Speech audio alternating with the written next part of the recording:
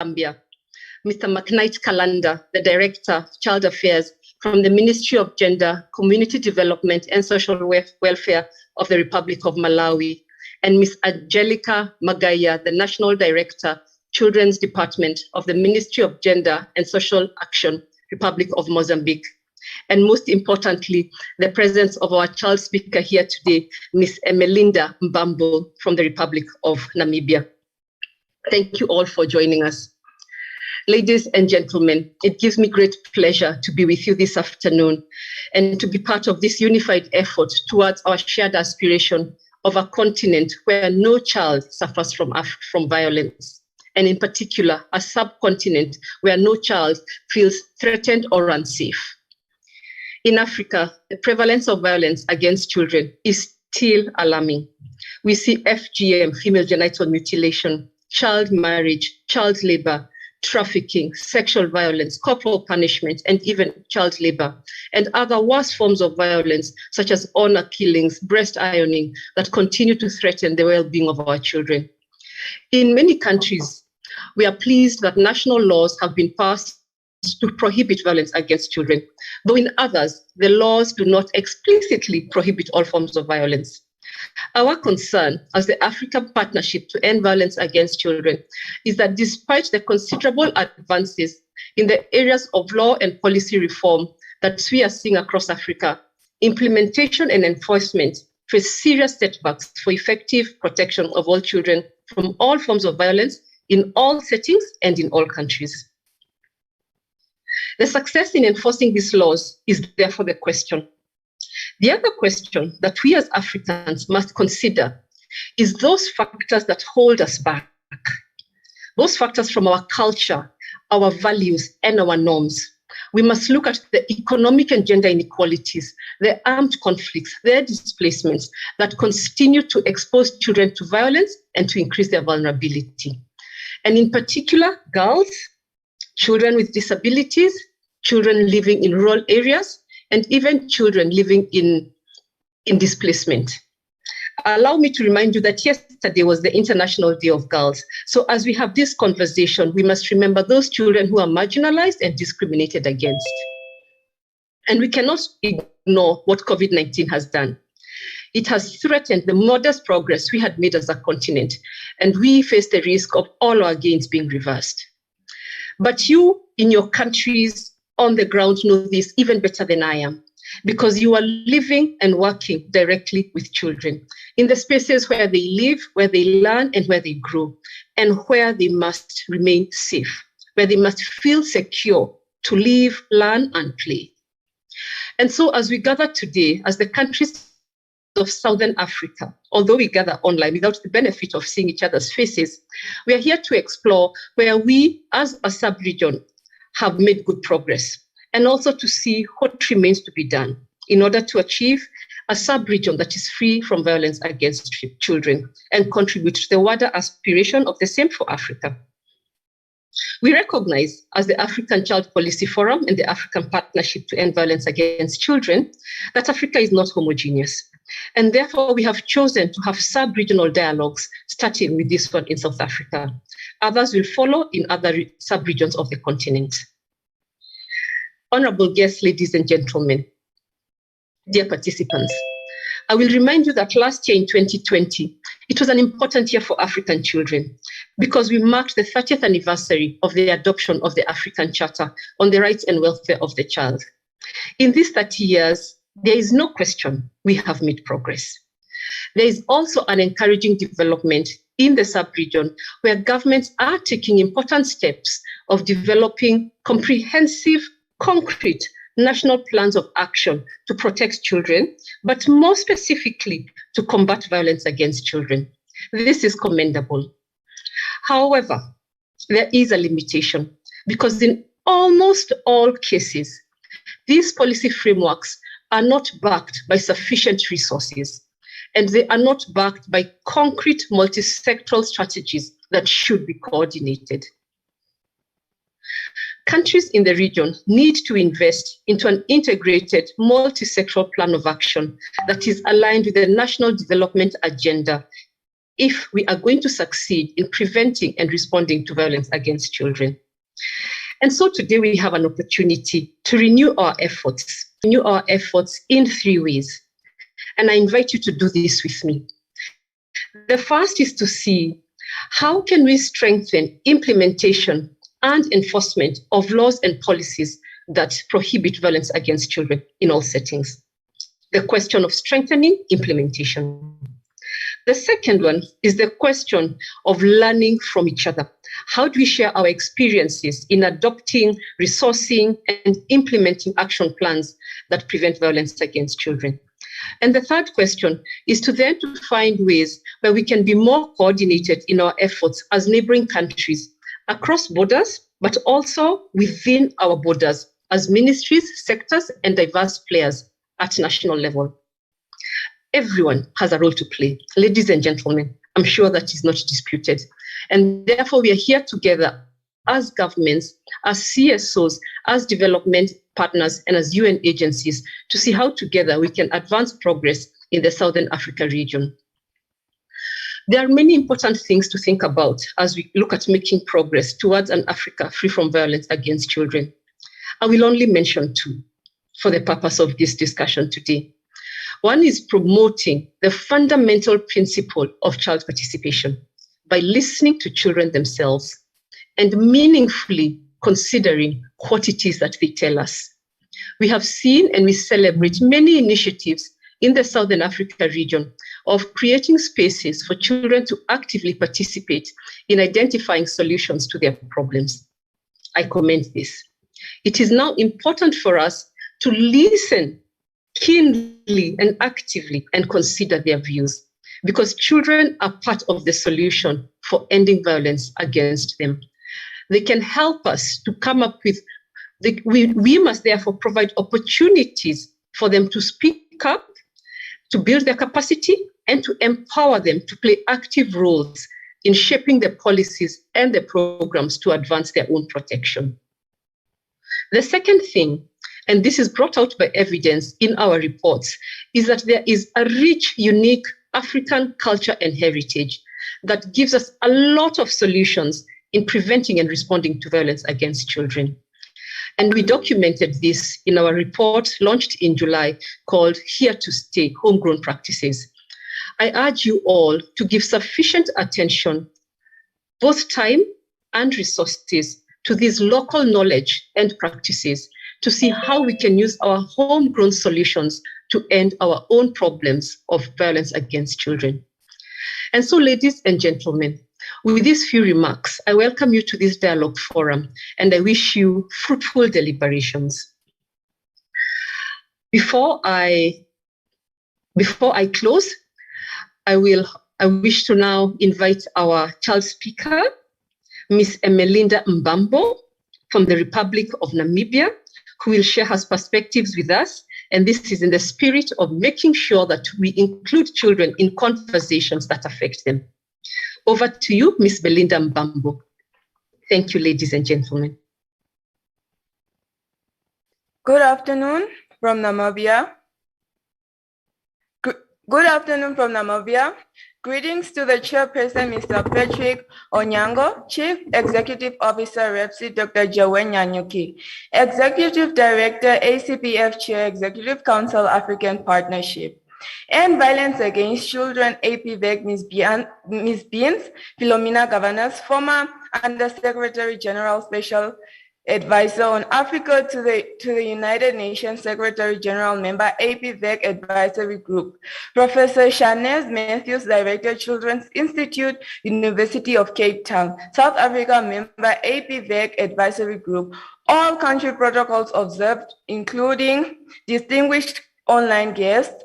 Ladies and gentlemen, every child deserves to have a happy childhood, and that is all we as children desire. There is an African proverb that says, it takes a village to raise a child. But unfortunately, today, most of whom are responsible for making life easier in the village are part of those who are violent towards children. Moreover, children normalize what they see when they grow up. So the more violence they see, the more they normalize such occurrence in society and become violent mothers, they become violent fathers and violent leaders. It is because of such violence that you find leaders that are supposed to create and keep peace in our African countries easily resort to wars, coup d'etats, and rebel movements.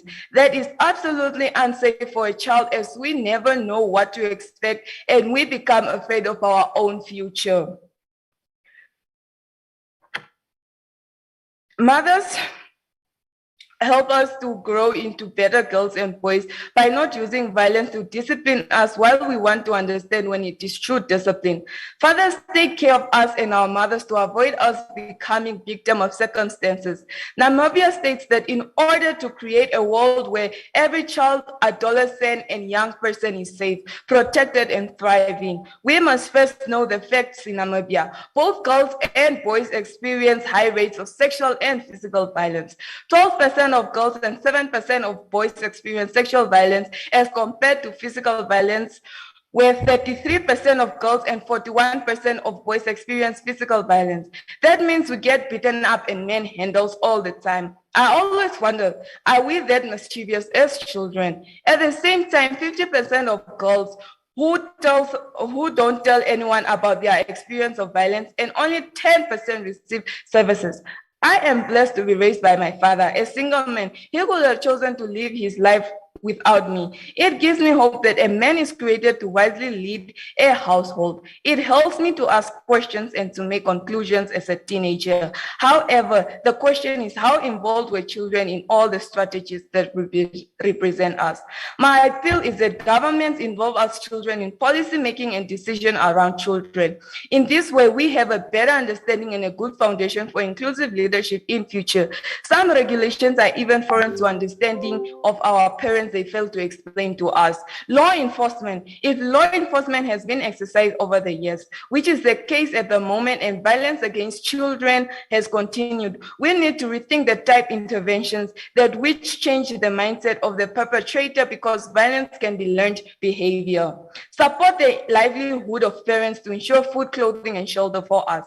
That will minimize frustration and child becoming victims and promote a happier environment. Create safe environment for children.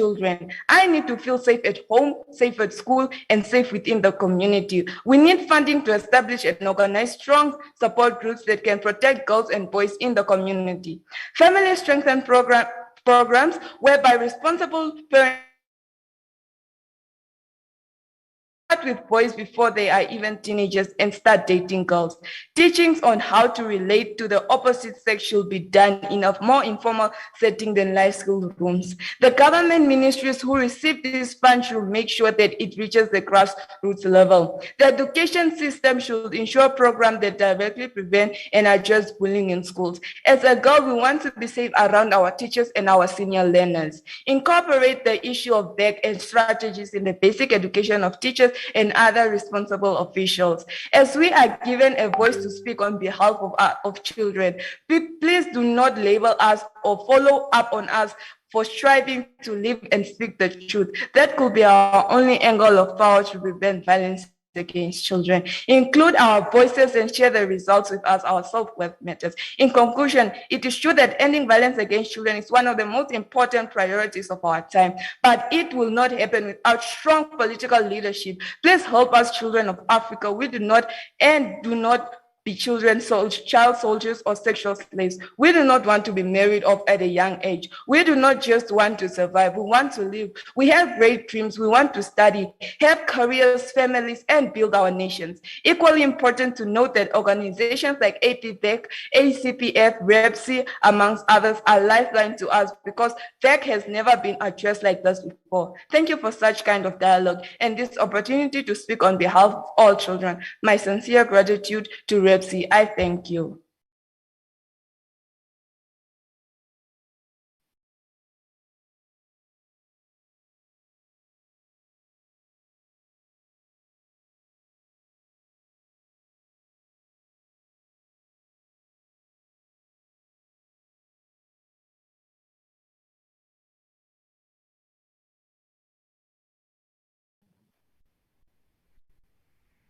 Thank you very much, Ms. Melinda.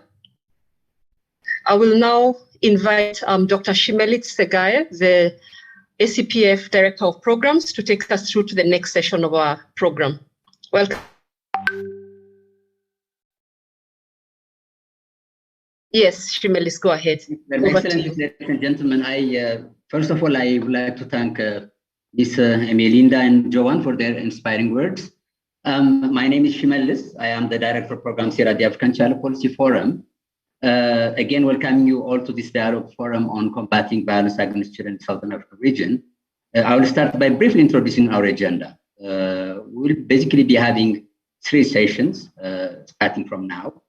The first session will be having esteemed government panelists who will share their country's experiences in terms of we can map a path that may lead us to the realization of this vision. African states have made significant. There are clear indicators of progress which prove that concerted efforts produce positive results. Convention on the Rights of the Child. African states have made significant progress in ratifying global and continental welfare agreements to serve as the The adoption of Agenda 2063, Agenda 2040, and the Sustainable Development Goals further augment the efforts within these binding legal instruments to address violence against children.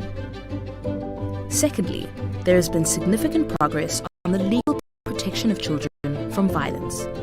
49 out countries now have consolidated children's acts, providing a wide range of protections for children. Most African governments have set the minimum age of marriage at 18 years or above.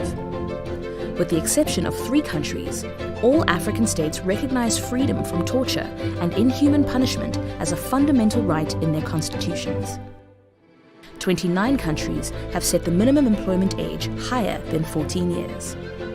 To date, 42 countries have laws that prohibit harmful practices. For example, female genital mutilation is criminalized in at least 28 African countries. Many African countries have passed anti-trafficking laws. Enhanced access to justice for victims of violence against children is visible through the application of these legally binding instruments. Thirdly, African governments have put national strategies and programs in place to combat violence against children.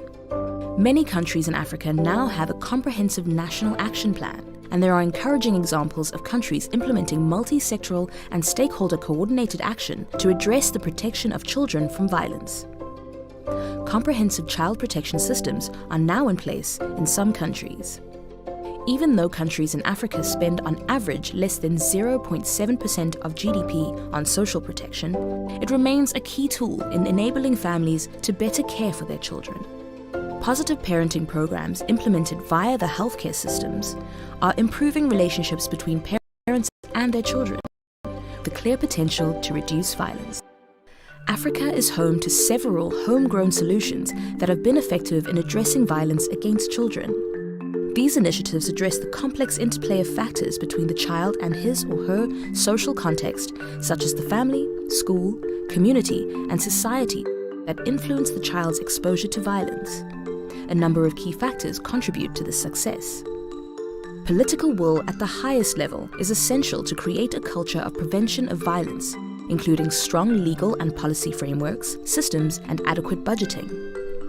Community ownership has created opportunities for local initiatives to take root, scale up, and mobilize rapidly. Community-based mechanisms facilitate access to the most marginalized and hard-to-reach groups, especially in areas that have experienced protracted conflicts.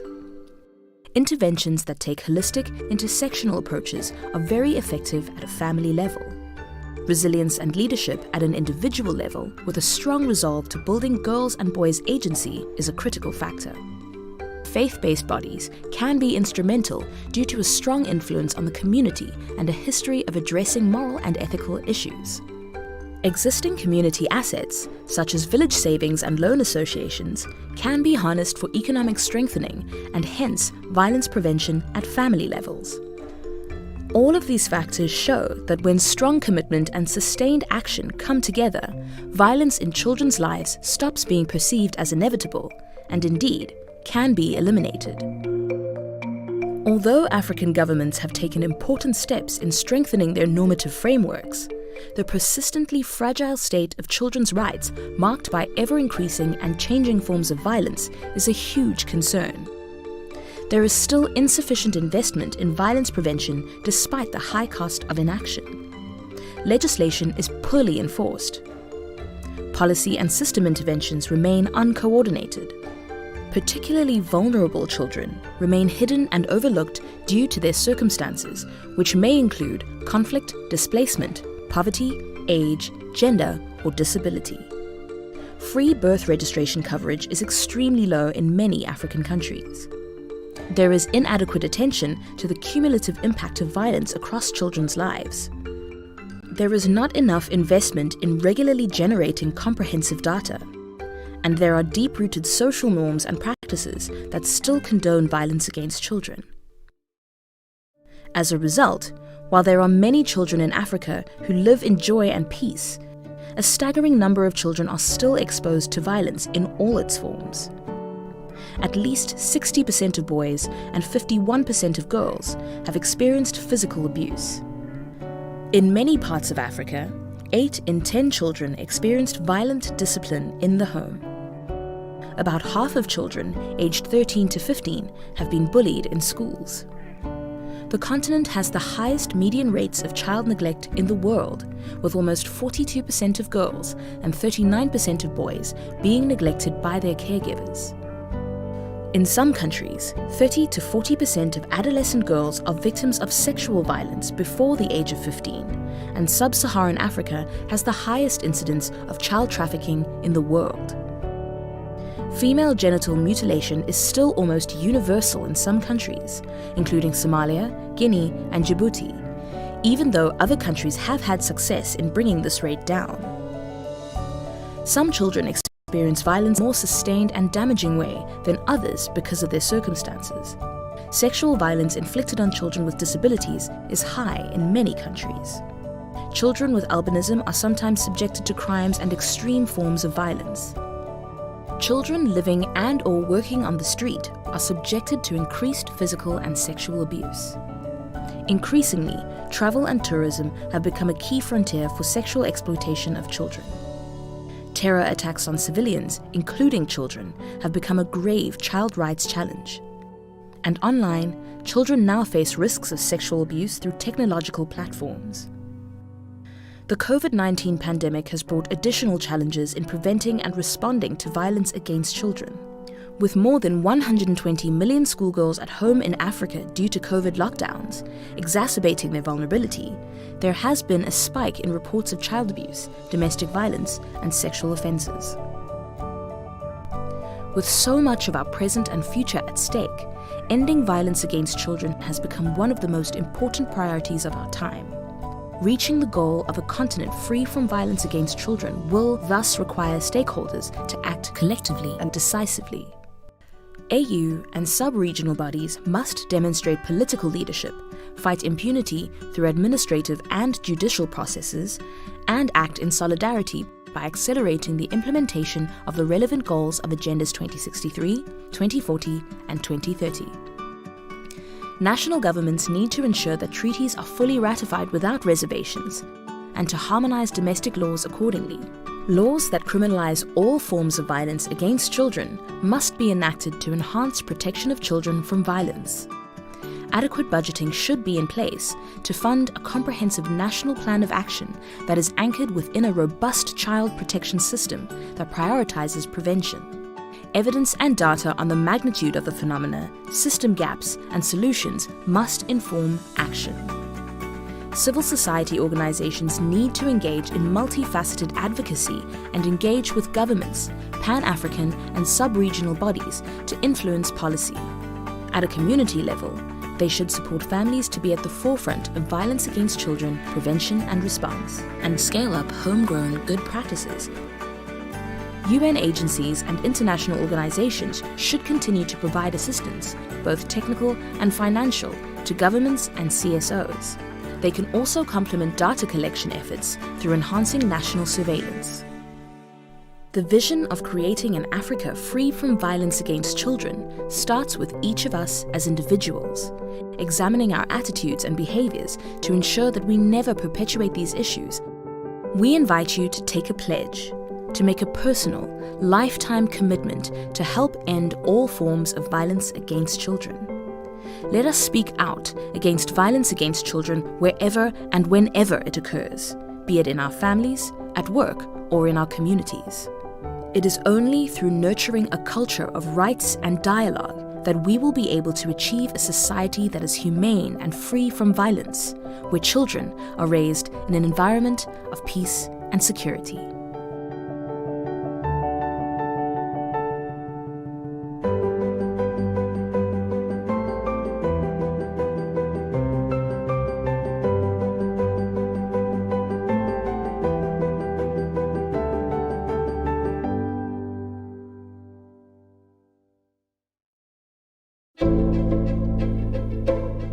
An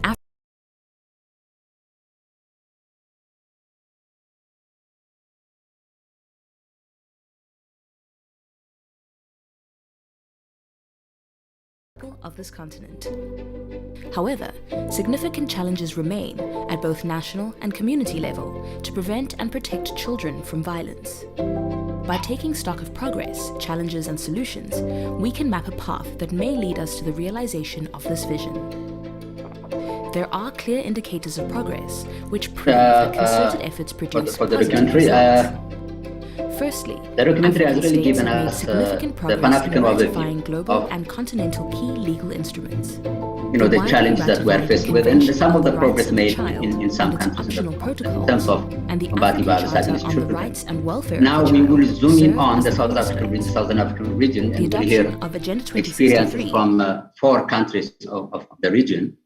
Some of these countries have really made commendable progress in terms of combating violence against children. We have a speaker from the Republic of Botswana, the Honorable Mabuse Mopati-Pole, who is Assistant Minister at the Ministry of Local Government and Rural Development. We have Ms. Bridget Moya, who is the Director for Child Development at the Ministry of Youth, Sport and Child Development at the Republic of Republic of Zambia. We have Mr. McKnight Kalanda, who is the Director of Child Affairs at the Ministry of Gender, Community Development and Social Welfare from the Republic of Malawi. And we have Ms. Angelica Mageya, who is the National Director for the Children's Department at the Ministry of Gender and Social Action, the Republic of Mozambique.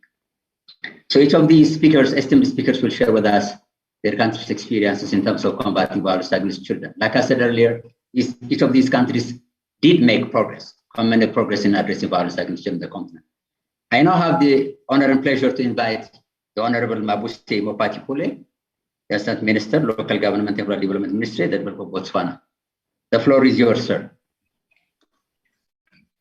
Thank you very much, Director of Ceremonies.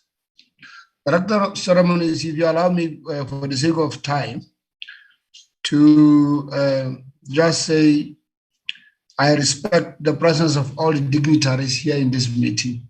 So I'll just say all protocol, observed.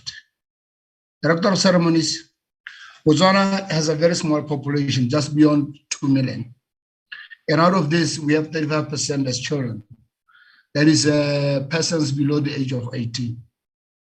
So this shows that children occupy a large space in our population, and they should be therefore considered as part of our agenda in Botswana.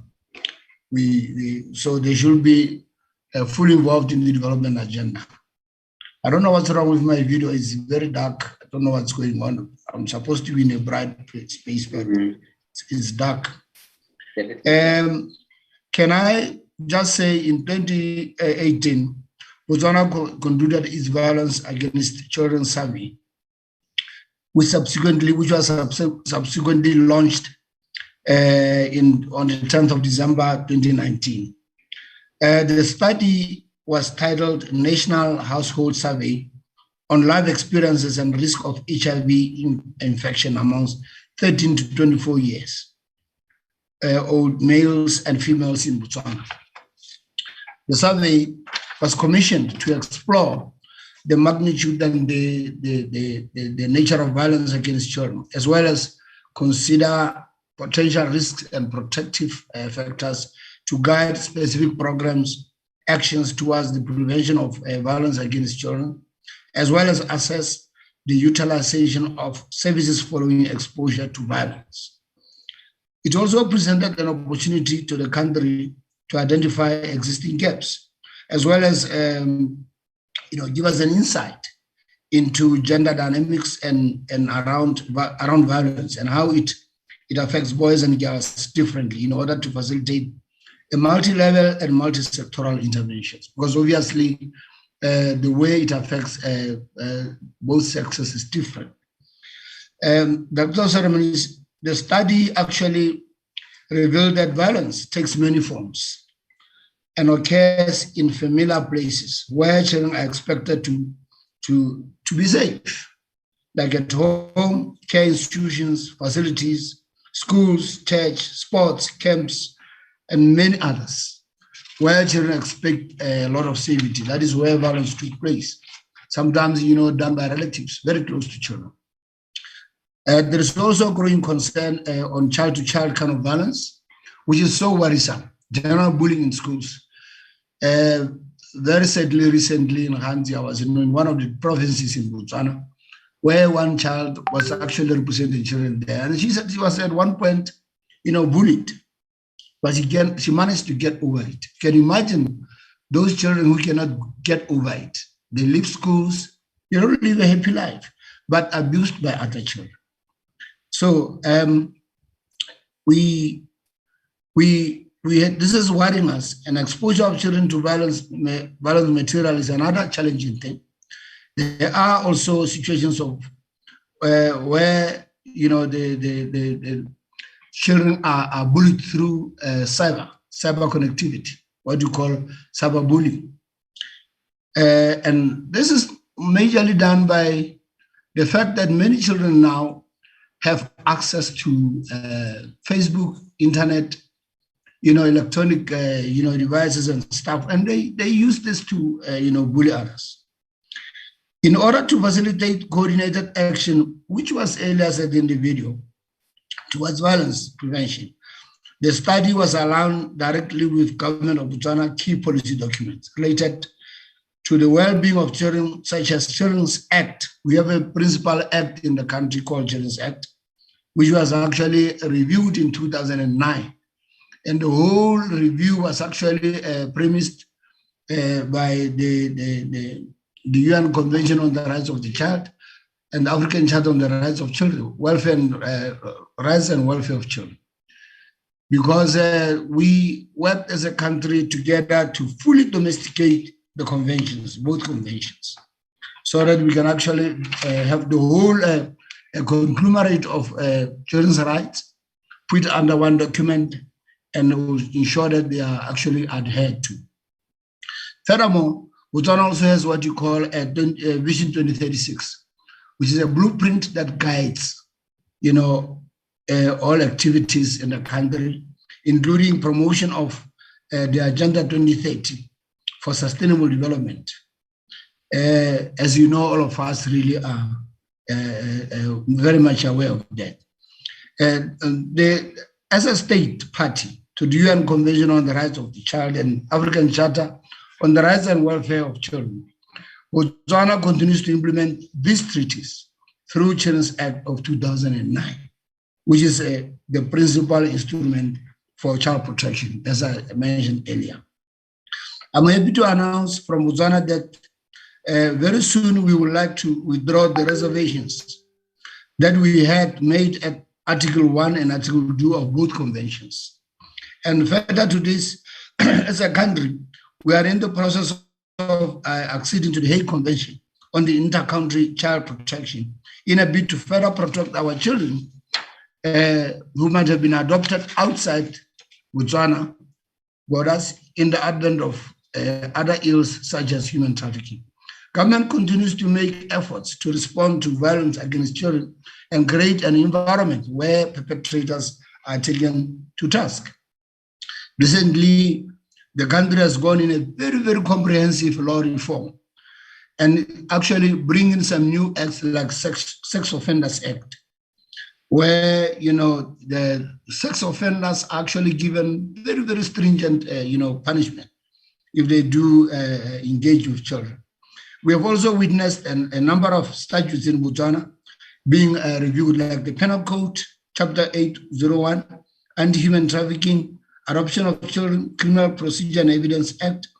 And these are acts with sections that protect children, and they were reviewed to be aligned with the Children's Act of 2009.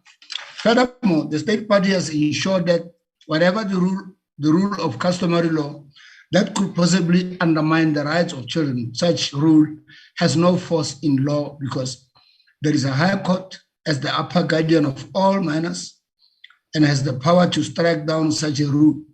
The Children's Act has created a comprehensive bill of rights of children. In the event we have a conflict, there is a conflict between the Children's Act and other statutes, Children's Act, takes precedence. In an effort to increase the rate of reporting of cases of violence against children, a child-friendly police station has been established in the capital city. Of course, this has now witnessed, this was done in December 2020, and it has witnessed the reporting of cases increasing.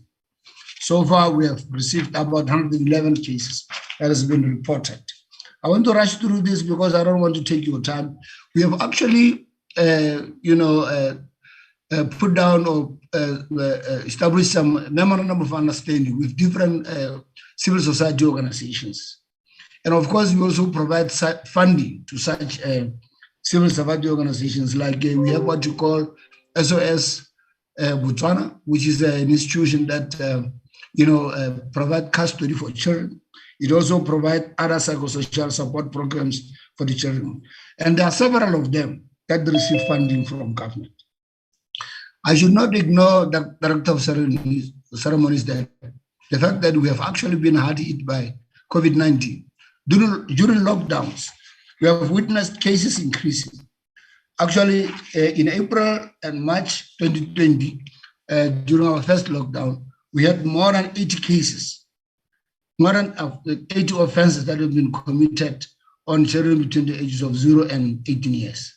And they were reported, most of which were sexual offenses, with defilement leading at 46 out of 80, followed by rape, which was 27 out of 80 respectively. During the same period, gender-based violence cases escalated, necessitating admission of 67 persons at gender-based violence prevention and support centers, shelters. Majority of these were women, 65, inclusive of 37 children accompanying them. Obviously, where you will find women, mostly find, they have to come with children. Director of Ceremonies, I want to also, buttress the fact that the government of Botswana has actually, done a lot in terms of, dealing with the issues related to violence against children. But of course, we have lots of challenges. We have challenges that we face in the country, like you have rightly put it earlier. Our biggest challenge is money, funding of programs. We could be having beautiful programs, beautiful laws, but the fact that we probably don't have enough money to push some of the programs that we have, we find this very much challenging. But as a matter of fact, I want to end my presentation by saying the country has done a lot. That is not enough, and I cannot claim that it is enough. And we want to see ourselves moving forward. And of course, we want to partner with you, partner with UNICEF, partner with the international organizations, and continue to do better for our children. I submit a Director of Ceremonies. Thank you very much, Honorable. Thank you so much for those lessons. We really learned a lot from you and from your country in terms of what you are doing to combat violence against children. We, all the way from law and policy reform to the availability of preventative and response services. We also learned that Botswana just withdrew its reservation on Article 1 of the Charter on the definition of the child. That was a very important provision because it has far-fetched implications on the other provision of the Charter. So I think it's great news to hear that, Honorable, and also share with us the fact that you are now moving into more and more into multi-sectoral coordination, involving different sectors and different actors in combating violence against children. Thank you so much. You also, in the end, you also reiterated your country's commitment to do better in addressing violence against children. Thank you so much, Excellency. I now move on to the next panelist. We have Ms. Bridget Moya, who is the Director of Child Development at the Ministry of Youth, Sports and Child Development, the Republic of Zambia. Ms. Moya, Ms. Bridget, sorry, the floor is yours.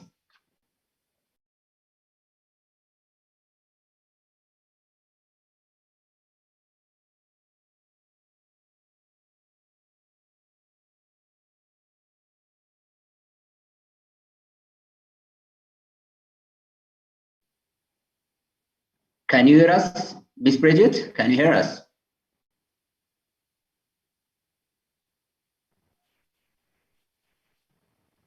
Ms. Bridget, are you there? Yes, I am here. Okay, the floor is yours, ma'am. Okay, thank you very much. My name is Bridget Moya. I am the Director for Child Development. And I'd like to give everyone on the platform warm greetings from Zambia, and also to inform the participants that Zambia has a new government, the New Dawn government. We recently went through the tripartite elections on the 12th of August, and we send you warm greetings from the new government. May I now proceed to make my presentation and also ride on the area protocols that have been given. I'm making a presentation on Zambia's progress towards multi-sector action to end violence against children. Many of us are aware that Zambia conducted the first violence against children survey in 2014, and the findings were published in 2018. The findings did point to the fact that violence against children was quite prevalent in Zambia, and it was occurring in homes, in schools, and in communities in general. So following the findings, government decided and made it a public policy under the 7th National Development Plan, which is anchored on multi-sector coordination and clustering of function. So there was a strong decision made to strengthen multi-sector coordination through the National Coordination Committee for Children. I wish to emphasize that multi-sector coordination and multi-sector approaches is one of the key themes under the current National Development Plan, which unfortunately is winding up in 2021. But even as discussions have opened on the 8th National Development Plan, it is also still going to be anchored on multi-sector approaches.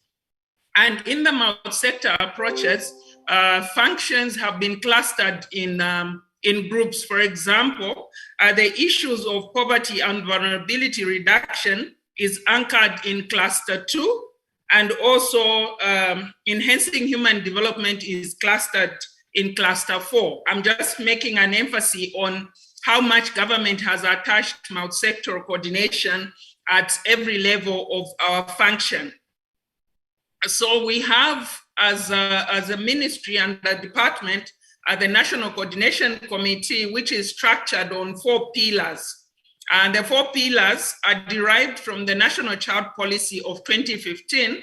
And the pillars are child protection, under which we have streamlined the issues of violence against children, and also child participation, child development, and child survival. These are technical working groups. All rights of the children under these 4 pillars, according to the policy, are addressed and are well attended to.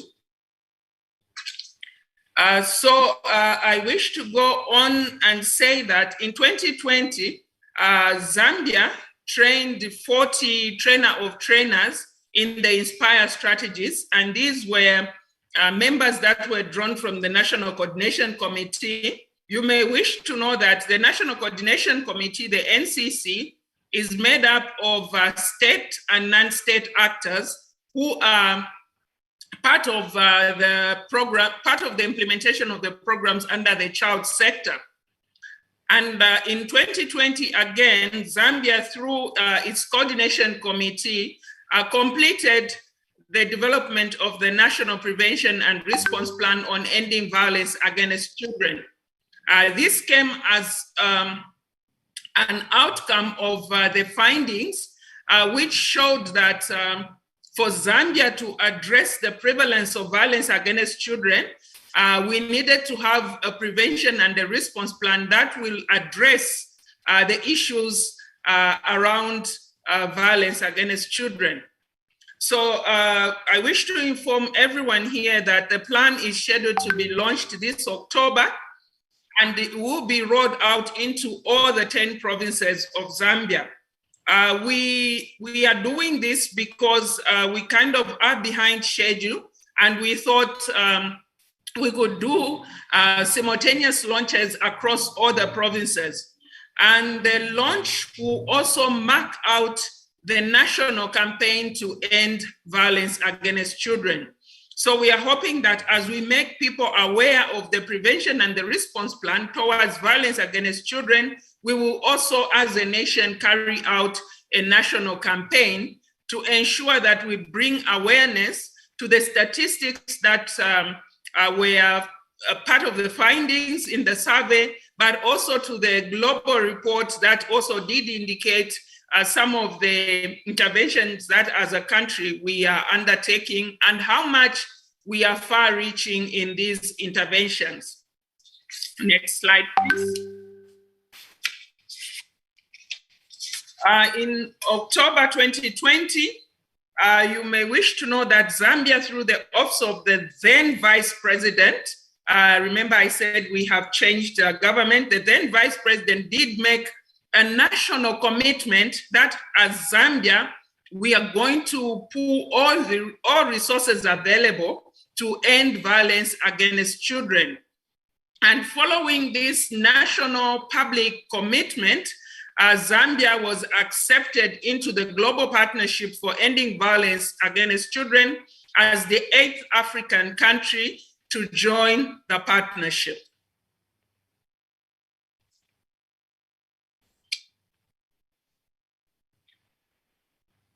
What is guiding the policy measures and policy strategies on violence against children is the 2015 National Child Policy. I will just highlight some of the key strategic objectives, which are to ensure child protection rights in order to safeguard and uphold child rights and well-being, and also to coordinate and manage the formulation and implementation of multi-sector child welfare and child development programs. And the ministry responsible for child development provides policy oversight as well as leadership in coordinating multi-sector action in responding to violence against children. The next slide, please.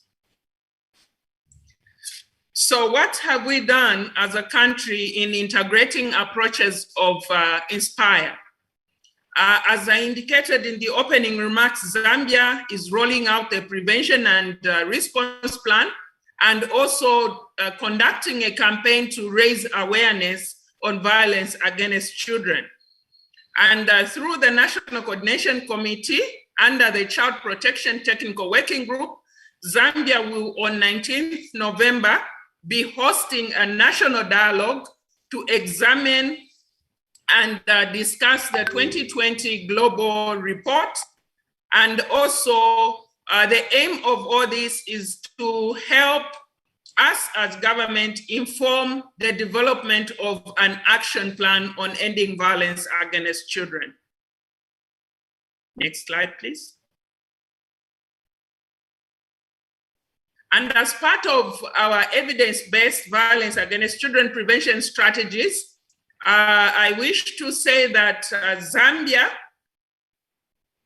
has, under the police service, a police child protection unit, This one is very important to us in the sense that the police, where children are expected to report or where cases of children violence are reported to, these are more or less like civilian policemen, but trained in how to handle children and in also how to address children issues so that the children will have the confidence to report any violence that has been effected upon them. Also, as Zambia, we have a child helpline, which is helping us in responding and providing support services to children who have suffered violence.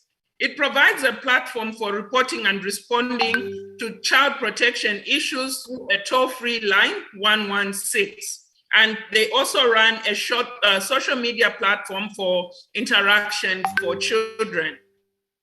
We also have, as evidence-based prevention strategies, we have programs for alternative skills training under education, community, as well as under child development. You may wish to know that the alternative training that we are talking about here is for children, those that are vulnerable, and also those that are in street conditions, and also for those that have been caught up under the child justice system. So we are providing alternative training for them under the diversion framework. And we also are running schools where these children go for their reformation. We have two reformatory schools in Southern Province and one on the Copper Belt. Next slide, please. We also, as part of evidence-based for violence against children prevention strategies, we run one-stop center models, which is an interprofessional health system. And these are usually based at the health centers, and it provides the survivors health services, which is combined with other social services, legal, police, including shelter services for survivors of violence against children. Here, we are saying we bring all these interventions in one central place so that we reduce more trauma for the child if they have to move from one office to the other to make a report on the violence that they have suffered. So as they make a report, they are also able to receive quality health services, and it also offers them shelter for those that are at a risk of further violence. And it also, this all is done in a child-friendly and gender-sensitive manner, so that we, in one place, we will address the issues of safety, the issues of health, and also the social needs. And we also, at the same time, ensure that this child receives or has access to justice.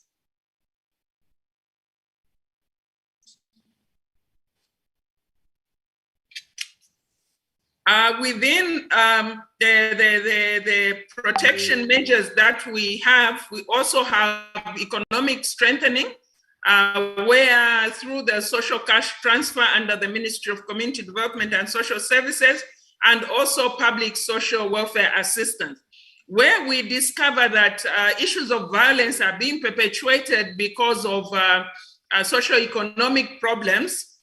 Those families or those children are able to be incorporated into these social cash transfer programs. You may also wish to know that this also has extended to child-headed homes, where a child is the head of the family.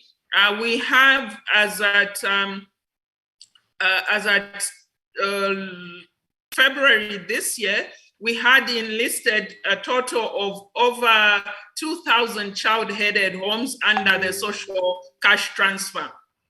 We also have, many of us may be aware that under Zambia has signed the Hague Convention, signed and ratified, And we are saying, as a nation, institution of children is a measure of last resort, and we have an alternative care and support to children in need of care or children separated from the family.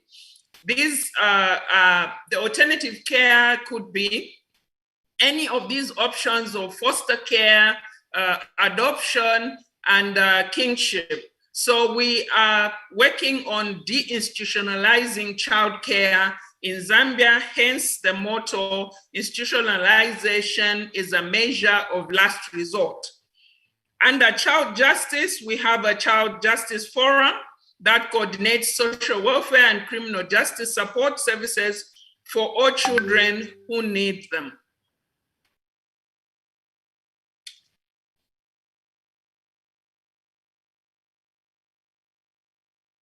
The next slide, please.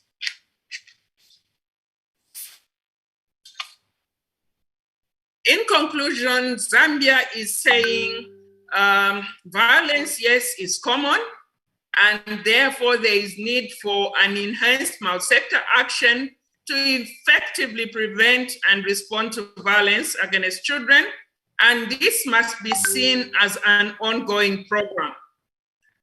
Further, as Zambia seeks to integrate evidence-based prevention strategies and approaches and seeks to make this a priority for all sectors working with children and child-related programs.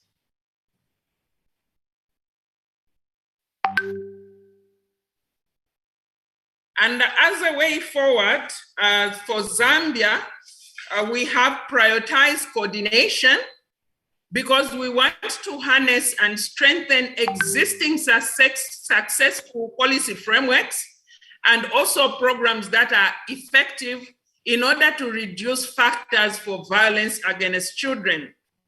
We also are determined to introduce new ones in spaces where the current ones are not as responsive as they are expected to be.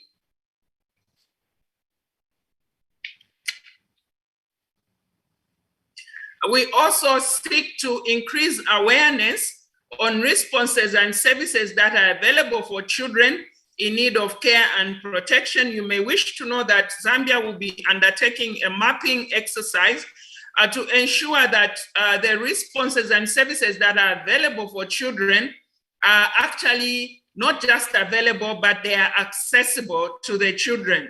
So we really want to work around increasing awareness on these responses, because I may wish to share with you that in our last survey, we learned that one of the findings was that we had zero girls, especially, not being able to access any of the services that they needed after they had suffered violence. And in this, going forward, we are determined to ensure that we create awareness, and where responses and services are not available, we make them available to ensure that children are protected holistically. And also in going forward, we seek to develop strategies to increase knowledge and availability and accessibility of quality services across service sectors. And we are also advocating for the inclusion of violence against children as a subject in the national development agenda. We are drawing this from the experience of gender-based violence, which has a section highlighting its strategies. We do not want violence against children to be discussed as though it's only gender-based violence. We would like this particular component to stand out.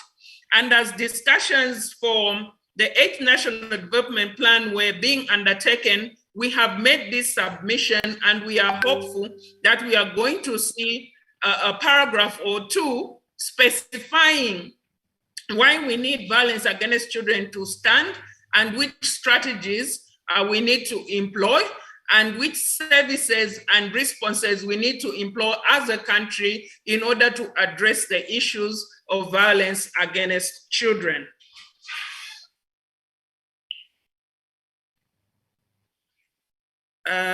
This is the end of my presentation. I thank you all, and I submit, Chairperson. Thank you very much, Ms. Bridget. Thank you so much. I would like to say that you have been very supportive of the work of the African Child Policy Forum and APEVAC in your country. Thank you so much. Frankly, it's good to say that at this junction. We just heard from Ms. Bridget about the lessons from Zambia, all the way from the 2014 PAC survey, which, by the way, surveys are a very important prerequisite for developing evidence-based strategies and national plan of action. And that's exactly what Zambia did. So that was one of the most important starting points, really, for having a series of actions on violence against children. We also learned that Zambia is now prioritizing multi-sectoral coordinating systems. Zambia has got what is called the National Coordinating Committee for Children. By the way, this is what a very good practice that other countries can learn from, really. So this is a very innovative and a very important mechanism for bringing together the different sectors, all the way from civil society to governments, in combating violence against children. Of course, we learned that we know that Zambia has already become a pathfinding country. Countries, for those of you who may not know the pathfinding initiative, for a country to really subscribe to the pathfinding initiative, to be accepted to be a pathfinding country, should demonstrate greater political commitment and also concrete action, both in the area of prevention and response. That is what Zambia did. And Zambia has now already become a pathfinding country, like Ms. Bridges just presented. Finally, Ms. Bridget also talked about the commitment of the government of Zambia to elevate violence against children to a national development agenda. That is a very, very important statement. And frankly, until all countries in Africa elevate violence against children to the level of a national development agenda, we may not really see very concrete results. And that is really important, to give political visibility to this issue, to elevate the issue to the level of a national development agenda. That is a very important commitment that the government of Zambia has made. Thank you, Ms. Moya, again. I now move on to the next speaker. We have Mr. Maknaith Kalanda, who is the Director of Child Affairs at the Ministry of Gender, Community Development and Social Welfare, the Republic of Malawi. Mr. Kalanda, the floor is yours. Thank you very much, Mr. Moderator. Let me also join the previous speakers by saying, welcoming all the honorable ministers present, distinguished panelists, and the distinguished guests that are witnessing this event. I will be sharing on key milestones that the country has made in addressing online child abuse and exploitation of children in Malawi. In terms of my presentation, the first aspect, we are looking at what are some of the progress highlights. The starting point is the legal and policy frameworks, starting with the Constitution itself, the Constitution of the Republic of Malawi, a dedicated Child Care Protection and Justice Act of 2010, and the other acts, including the Communications Act, Electronic Transactions and Cyber Security Act, the Penal Code, the Criminal Procedure and Evidence Code, and also two critical policies that have a huge bearing on this issue, the National ICT Policy and the National Children's Policy, that contain statements that have elements to do with child online protection. And in terms of putting into operation these legal frameworks and policies, the country has also included, as part of the Malawi Growth and Development Strategy 3, issues to do with the ensuring protection of children online. Also, the National Plan of Action for Vulnerable Children is following on the same. The National Cyber Security Strategy for 2017 to 2021 is also providing some guidance and direction on what we should do as a country. And the last is the National ICT Master Plan. Talking about the Constitution of the Republic of Malawi, specifically in Section 23, it expressly prohibits exploitation of children and their exposure to conditions that are likely to be hazardous to their social, mental, educational, and spiritual well-being. And following on that, the Electronic Transactions and Cyber Security Act of 2016 has made some specific provisions on the online child protection, including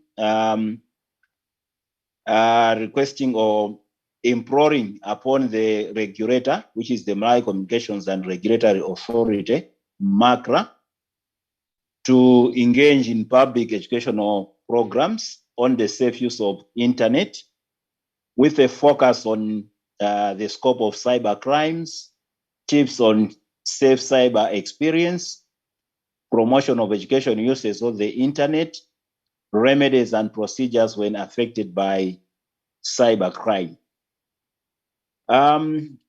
Moving on, specific initiatives. In 2017, around October, the country hosted the 4th Parenting in Africa Network Conference, whose theme was Embracing Technology for the Safety of Children, with a view on ending online violence against children. This was largely a knowledge-sharing platform in terms of some research work that had been done in some of the Pan-Africa Network chapters, namely Kenya, Tanzania, Malawi, sharing on some research work that had been conducted, but also focusing on the critical role of the family in preventing violence against children. That was followed up with another study on sexual exploitation of children in Malawi, which was also done with the technical support of the African Child Policy Forum. And the basis of this study was to appreciate the nature of the issues in terms of child sexual exploitation. And through this study, we came to realize that the issues to do with the online child protection in terms of threats from issues like pornography, unwanted sexting, online sexual corruption of children, and live online child sexual abuse. But also through the same study, we attempted to look at what are some of the causes and the vulnerability factors which are affecting children and making them so vulnerable. And what came out was issues to do with HIV and AIDS, harmful cultural practices, social norms, and the poverty. Also, in terms of the initiatives, the country has a national child helpline, which is operational with a toll-free number 116. It's operational 24/7.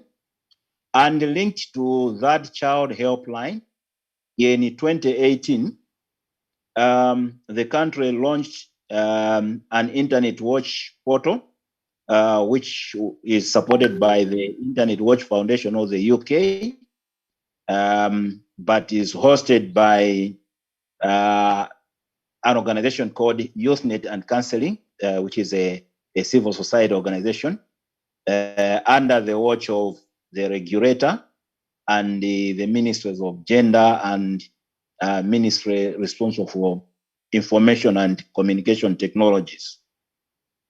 Continuing with the progress highlights, also in 2019, another study was also conducted on the access and use of information and communication technologies by households and individuals. One major issue that was uncovered is the high rates of exposing children to different materials that can harm them through platforms such as Facebook, WhatsApp, and other internet platforms, particularly among girls and young children. Lastly, under the initiatives, we have just concluded the development of our first draft of the National Child Online Strategy, which has 7 priority areas with some accompanying strategies. And these are linked to issues to do with legal enforcement systems. And the major issue is capacity enhancement for law enforcement agencies, regulators, service providers, the police, and the judiciary. Area number 2 is on policy legislation and regulation. We need to assess all the relevant policies that have a bearing on child online protection in terms of gaps that they are in, and see what could be done. The same could also apply to policies, issues of standards, and the regulations as we further develop the child online protection strategy. Also, the other priority areas to do with how do we ensure that there is a safe online environment for our children. So that could be done through enhancing reporting mechanisms through the Internet Watch portal and the other tools that could be made available. A review of curricula, more especially in the education sector, and also the Malawi police services to include aspects of online child protection. The other area is to do with national and international cooperation because of the nature of cyber crimes. We really need to do that through joint commissions of cooperation. Issues of capacity building in terms of investing in evidence-based research, issues of monitoring, evaluation, and research, and the civic education, lobbying, and advocacy. What are some of the challenges that are encountered so far? One of the major challenges is that currently child sexual exploitation in Malawi. So far, we don't have a nationally representative data on the child online abuse. Also, there are some gaps in the legal frameworks that still make our children vulnerable. Again, the legal frameworks are not sufficiently backed by resource allocations in the government budgets. And the issue of poverty is still an issue which still needs to be addressed. And the other issue is the capacity of the first line responders when the issues are reported. Largely, we are looking at the law enforcement agencies in terms of their level of knowledge, particularly for newly enacted laws such as the Electronic Transactions and Cyber Security Act of 2016. But also, when you look at the general public, there is limited awareness and knowledge of the laws and policies that address online child sexual exploitation. Also, we see some challenges to do with the inadequate capacity to detect and investigate online pornography, coupled with what I already touched on, the inadequate understanding of the relevant laws.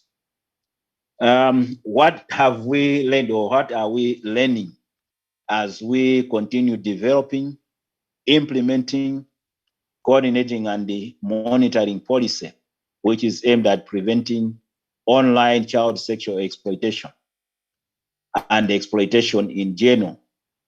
One of the critical issues is that for children, access to information is critical for their fun, for their education, and general development. So that has to be borne in mind. Secondly, issues of international coordination and collaboration are essential.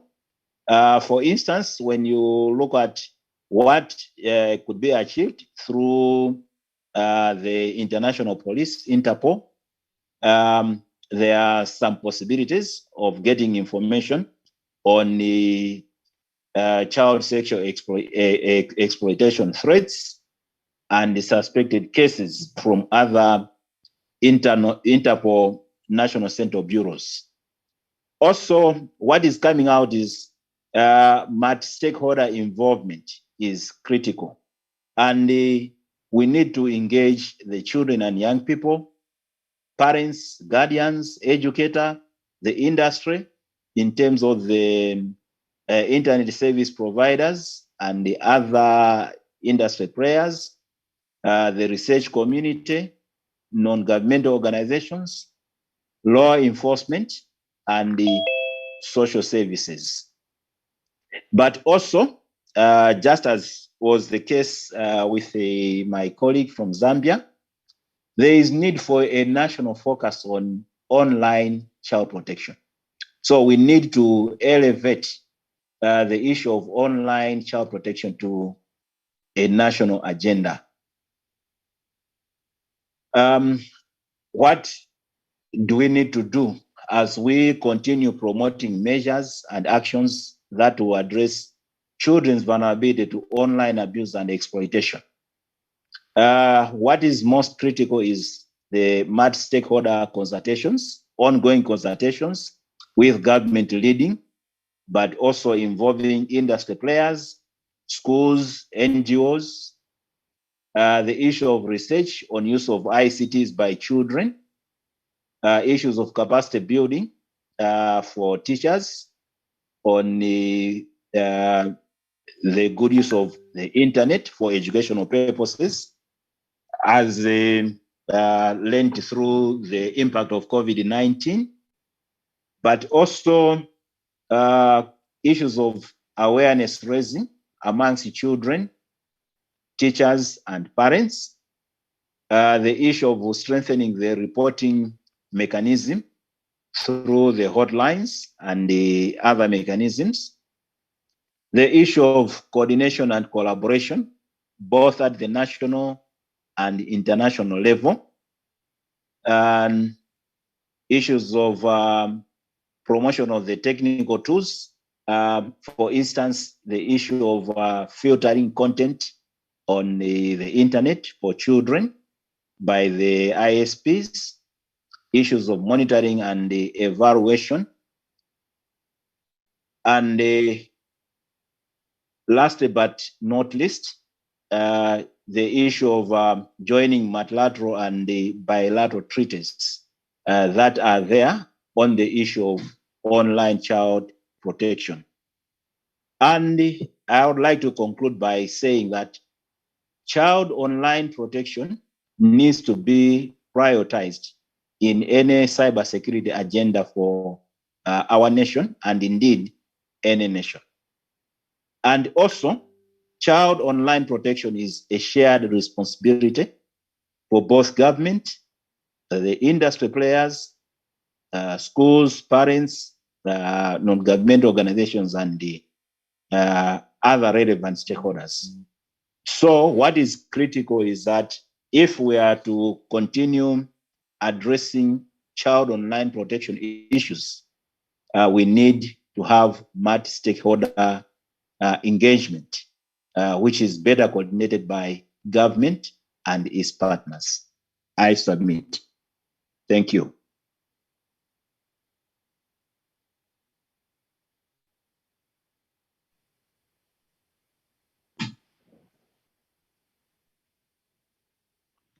Thank you very much, Mr. Kalanda. Thank you so much. Mr. Kalanda just shared with us the experience of Malawi in terms of addressing online violence against children, online child abuse and exploitation.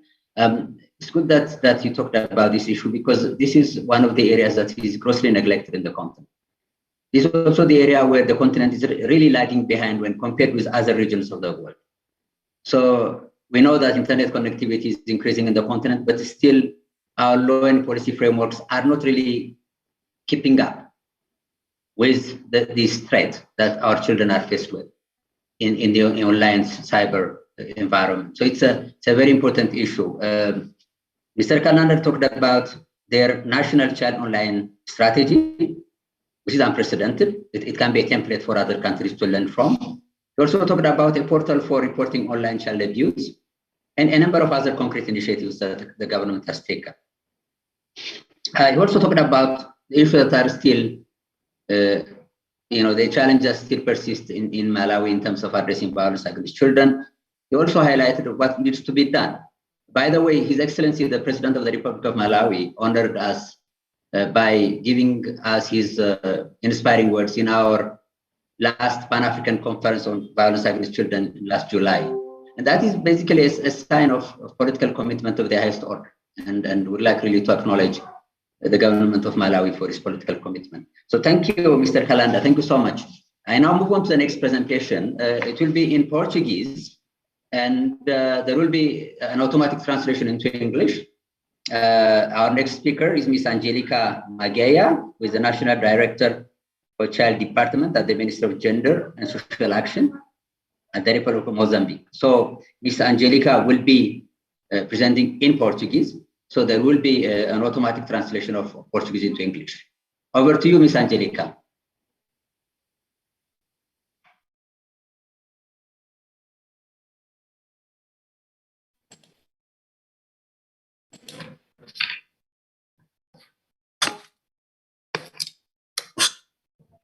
Muito obrigada, senhor moderador, pela concessão da palavra. Moderator, for the opportunity to talk.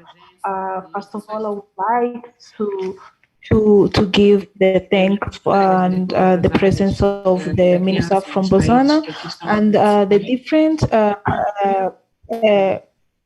people from different countries are presenting and talking about the protection of the child. I would like to apologize for our Miss Lady because today she had a program, and I would like to ask for forgiveness because she wanted to be present, and I hope to represent her in the best way. And looking at the aspect that the First Minister from Botswana came with, and the other people from Malawi also that came, and it's an opportunity to learn from what they've done in their countries, and for us to implement this learning in our country. As we're gonna talk about the intervention we have done as a country to reduce the violence against the child in the country.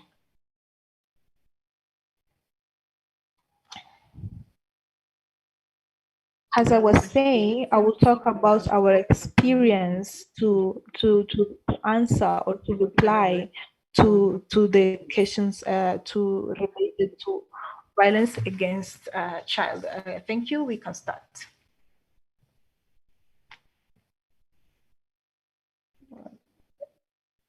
First of all, I would like to say 50% of the populations of Mozambique, it's basically child. This is according to a survey in 2017. Previous slide, kindly. I think we lost one, but I believe I'll continue. I was saying that the 50% of the population of Mozambique is made of child, and one of the compromise of the government has to protect the child. The constitution of the country, it has a responsibility to take care of this child. This is goes above the family, government, and all the institutions and organizations. This means the child should be assisted and be taken care of regardless of their race, age, disability.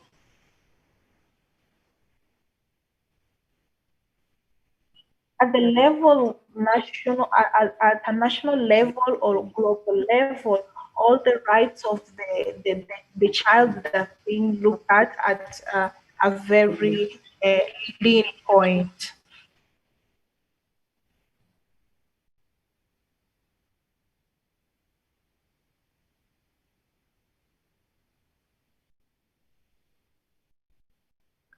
And also we have taken care to look at the minimal age for child to get involved in the working sector. Next slide, kindly.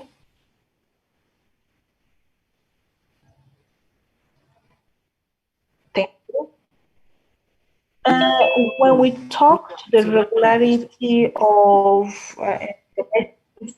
we have a regularly days where we can talk about one of these laws that we base them being the Ministry of Gender, Children and Social Action. We talk about this as the basic. We talk about this as the legal basis for child protection. When we talk about protection, caring, that this is the laws that Mozambique look at when it comes to protection of the child. And also we would like to look at the law that talk about the trafficking of child, and also about the domestic violence, that it takes us to look very strictly, and also the law that talks about the domestic violence against women, and the last one is the law that prevents talks about the fight against the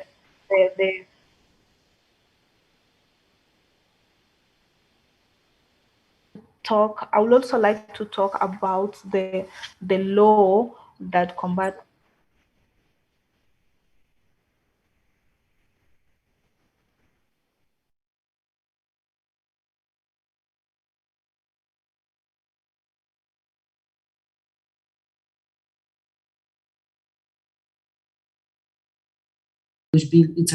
Podemos ir para a slide a seguir.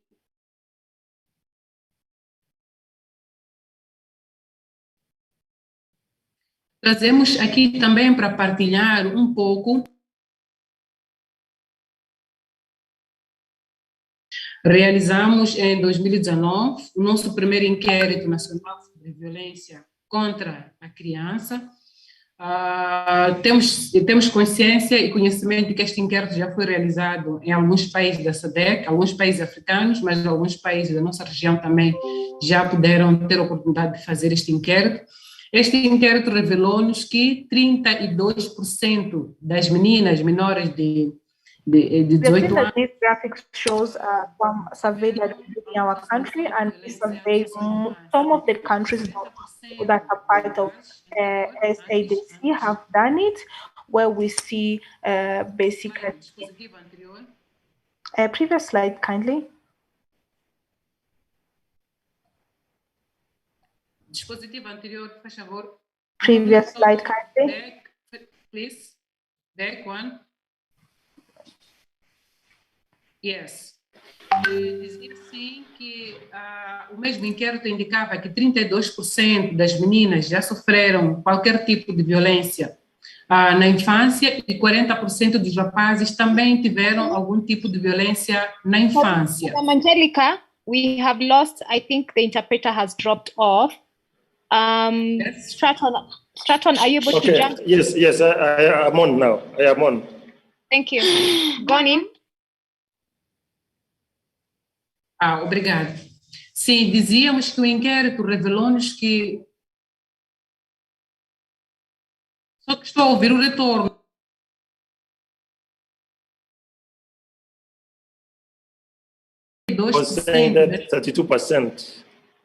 32% das meninas já sofreram qualquer tipo de violência girls na infância, suffered different types of e 40% dos rapazes 40% of boys também já sofreram qualquer tipo de violência. Type of violence. E também o inquérito revelou-nos que 21% dos rapazes que estão entre os 13 aos 17 anos já viveram com alguém como se fosse casado, e 1,9% dos rapazes também já viveram. Had lived the same situation. Also, 41% of girls have been married before 18 years, and the boys also had the same problem.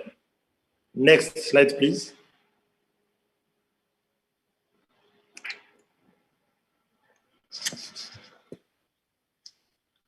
Now, to face that scenario, which is being described here, in terms of violence, the country has a lot of initiatives ongoing.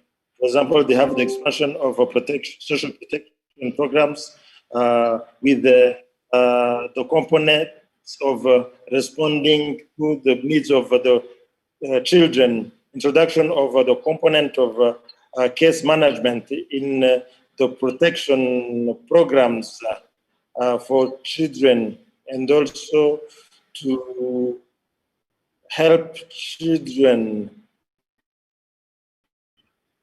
so that we have support for children from 0 to 5 years. And also we have the realization of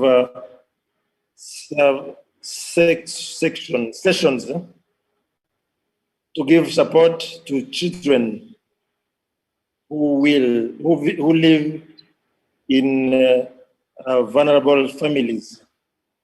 We have also another initiative which is being implemented for the case management in the social protection program, so that can help children.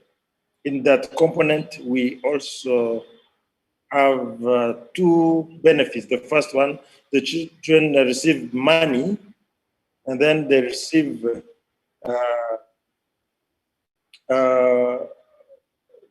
some equipment. We also have equipment so that we can diagnose problems, and also we help them in a social aspect. We have a plan to intervene, looking at different aspects that case management helps to control the issues of family management, to see how we can help families so that the family can have confidence. That helps us to control different forms of violence through counseling and also helping families in other ways. We have another component in terms of training in the communities so that we can have results. We also give counseling, and also we have got good results in terms of family protection. We plan to organize training about family help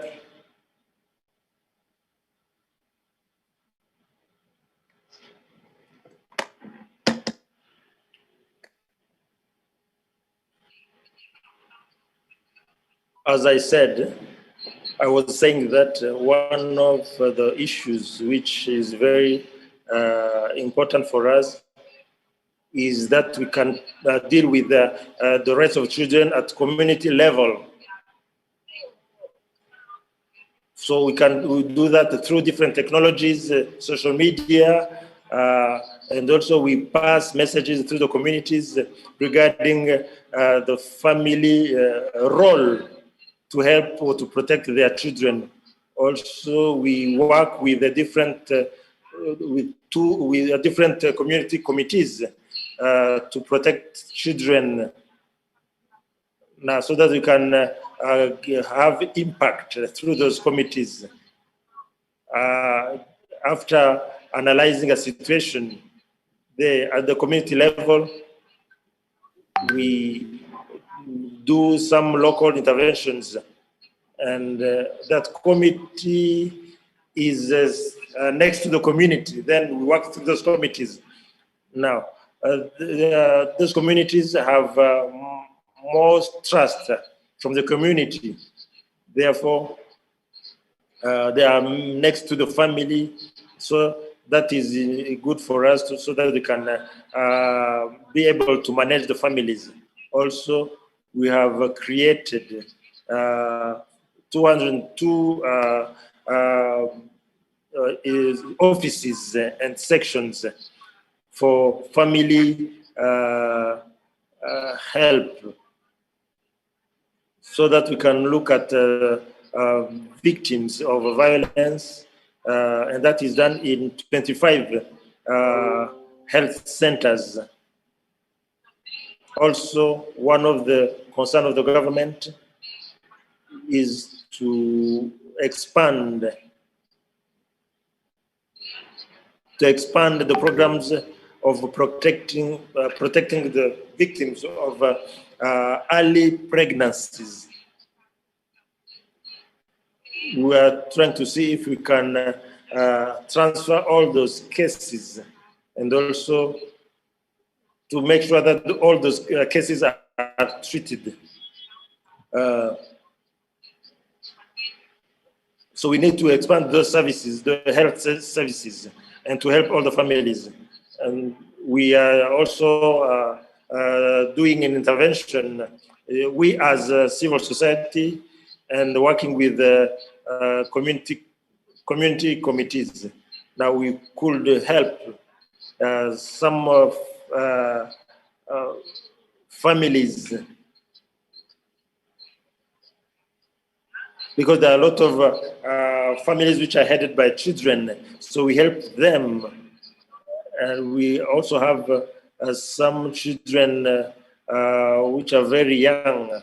So we try to manage all those cases. This program is implemented through our National Institute of Social Resources.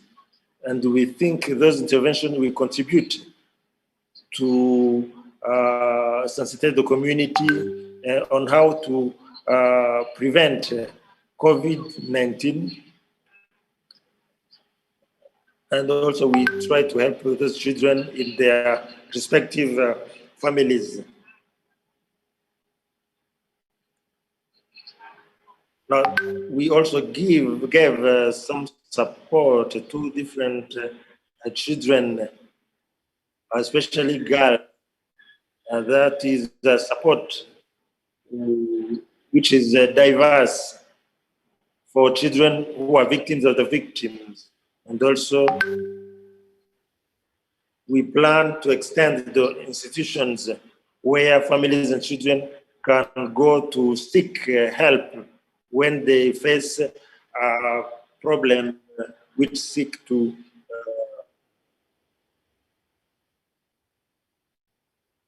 victimize children. We hope also to come up with a novelty, innovations. In this moment, we are implementing a line, putting in place a line for children. That is a helpline for children, so that the children can have information on the the existence of different laws and policies, and also we have a helpline for adolescents regarding their sexual and reproductive health. We also have a national forum of children, parliament, civil society. There are a lot of concerns regarding the situation of children. Now we have different recommendations to improve the conditions of children. Therefore, without taking too much time, that is what I had to present regarding our situation with children in Mozambique. Thank you very much.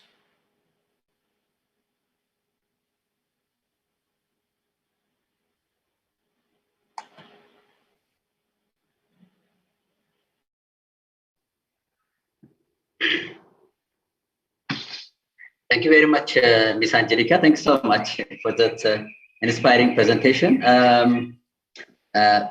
I'm not going to summarize because Ms. Angelica talked about a number of issues. For instance, she talked about the fact that Mozambique has ratified most of the most important child rights instruments in Africa. It has put in place a number of law and policy frameworks.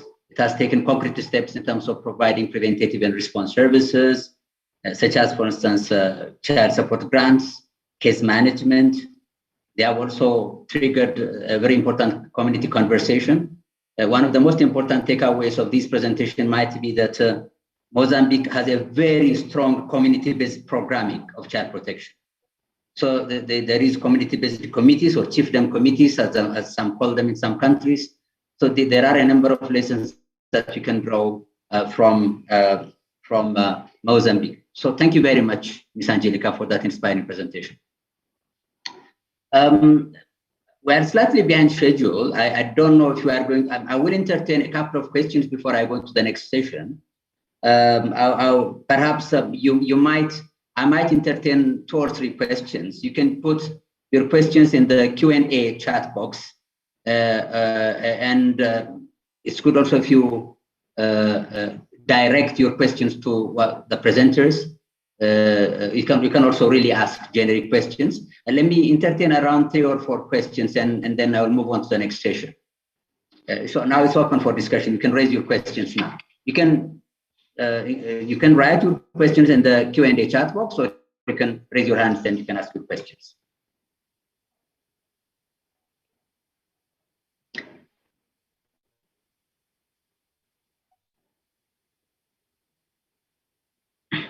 Saba, can you take down your slide? Yes, I will just.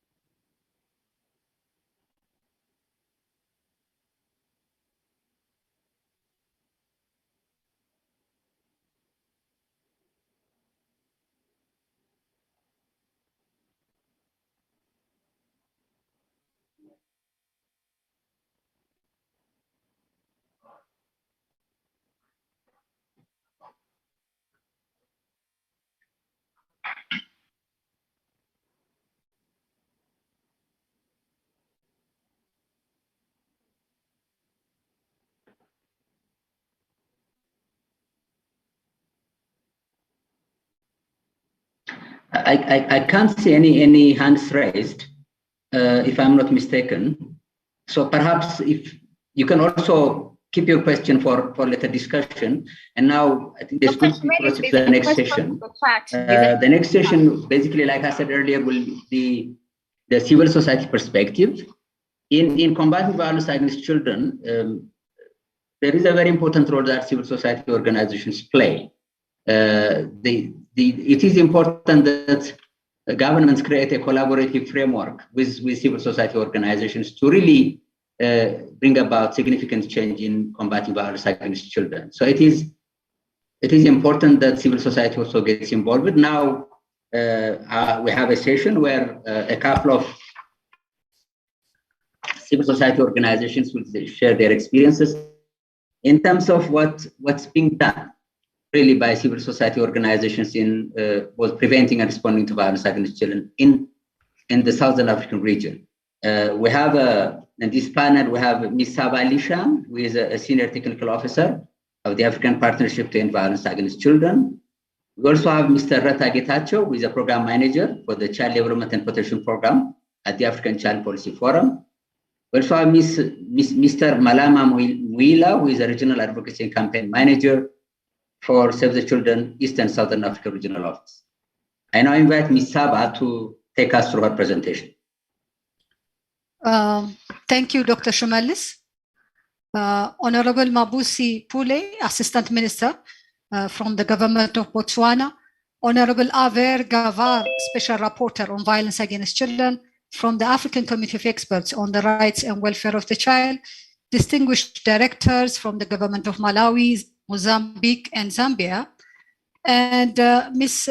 Emelanda Bambo, our youngest activist. Ladies and gentlemen, when strong commitment and sustained action come together, violence in children's lives stops being perceived as inevitable, and indeed it can be eliminated.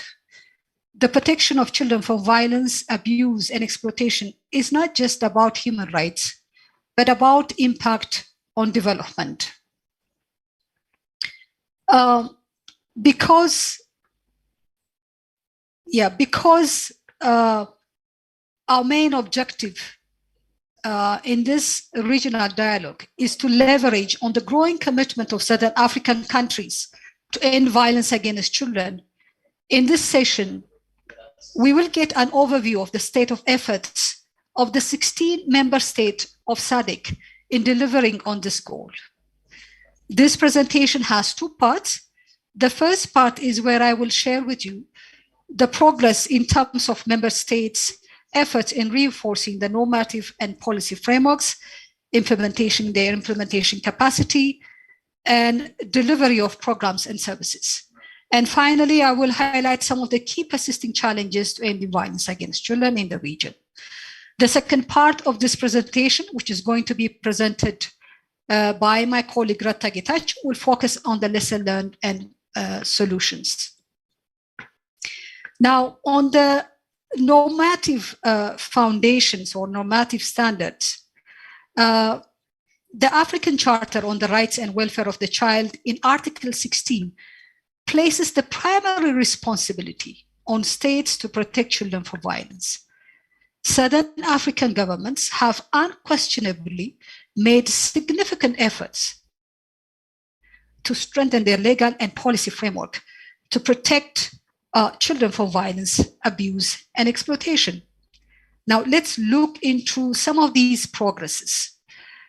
First, in terms of ratification of international regional child rights instruments that are really critical in the protection of children from violence. The first one is the African Charter on the Rights and Welfare of the Child.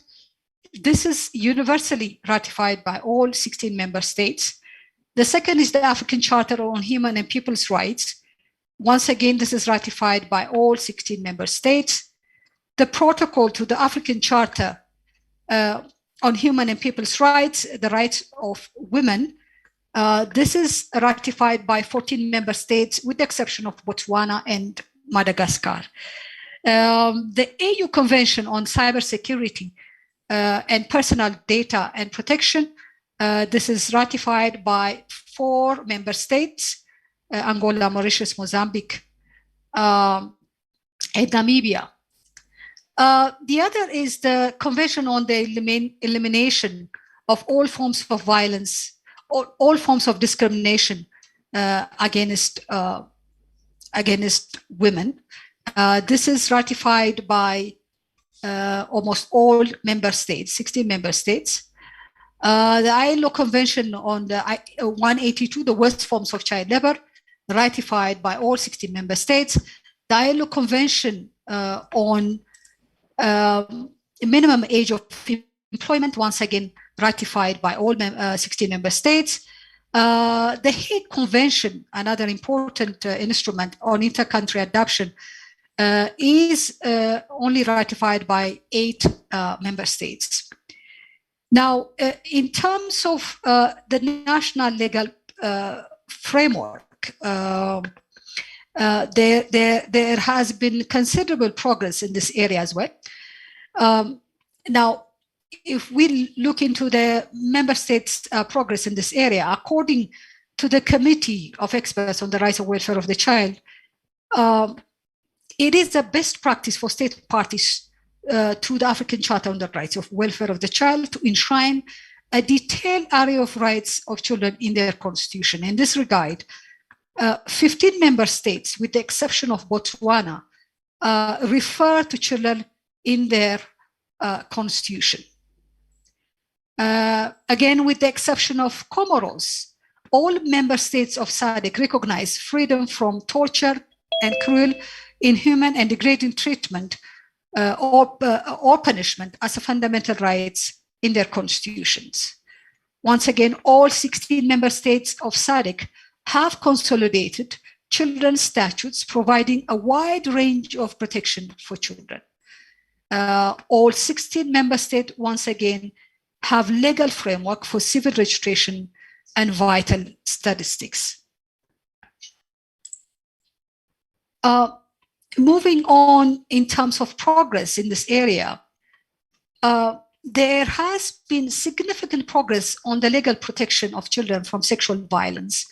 All member states of SADC have incorporated provisions criminalizing different forms of sexual violence involving children, including sexual exploitation and child pornography, into their national laws. And 12 member states of SADC have set the minimum age of marriage at 18 years or above, with the exception of DRC, Tanzania, Seychelles, and Zambia. The SADC Parliamentary Forum also adopted its model law on eradicating child marriage, protecting children already in marriage, in support of the AU campaign to end child marriage. This model law requires SADC member states to harmonize their national laws to prevent child marriage. Many countries have passed child-specific or general anti-trafficking laws, or have included relevant provisions in their criminal or penal code or other statutes or acts. That means all member states have also have laws on child trafficking. 12 member states of SADC have domestic laws in line with the ILO Convention number 138, and all have set a minimum employment age higher than 14 years, with the exception of Angola, Botswana, and Tanzania. Now, in terms of implementation capacity, this is where we see a lot of challenges, but there are progresses in this aspect as well. Most countries, all countries have introduced different measures and strategies to address violence against children, including strengthening their overall national protection system. They have introduced community mobilization programs to challenge social norms. They have introduced family economic strengthening programs. These are really very critical in terms of addressing the underlying risk factors that really heighten children's vulnerability to violence. Many countries have introduced parenting programs. This is once again very critical to address the family dynamics, the relationship between family parents. Many countries in the region have also introduced multifaceted intervention to address school-based violence. This is also very critical. Another interesting aspect which many countries in the region have progressed to do is the care reform. They have promoted family-based care alternatives, such as promotion of kinship care, foster care, and they have supported independent living. Another important area is the investment that countries have been doing to build the agency of children. Many countries in the region have also worked towards creating a child-friendly referral and complaint mechanisms, often led by a network of frontline service providers.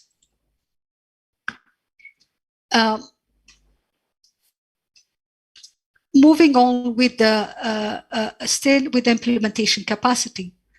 A growing number of countries in the region have begun to invest in violence prevention knowledge and skills training of their social workforce.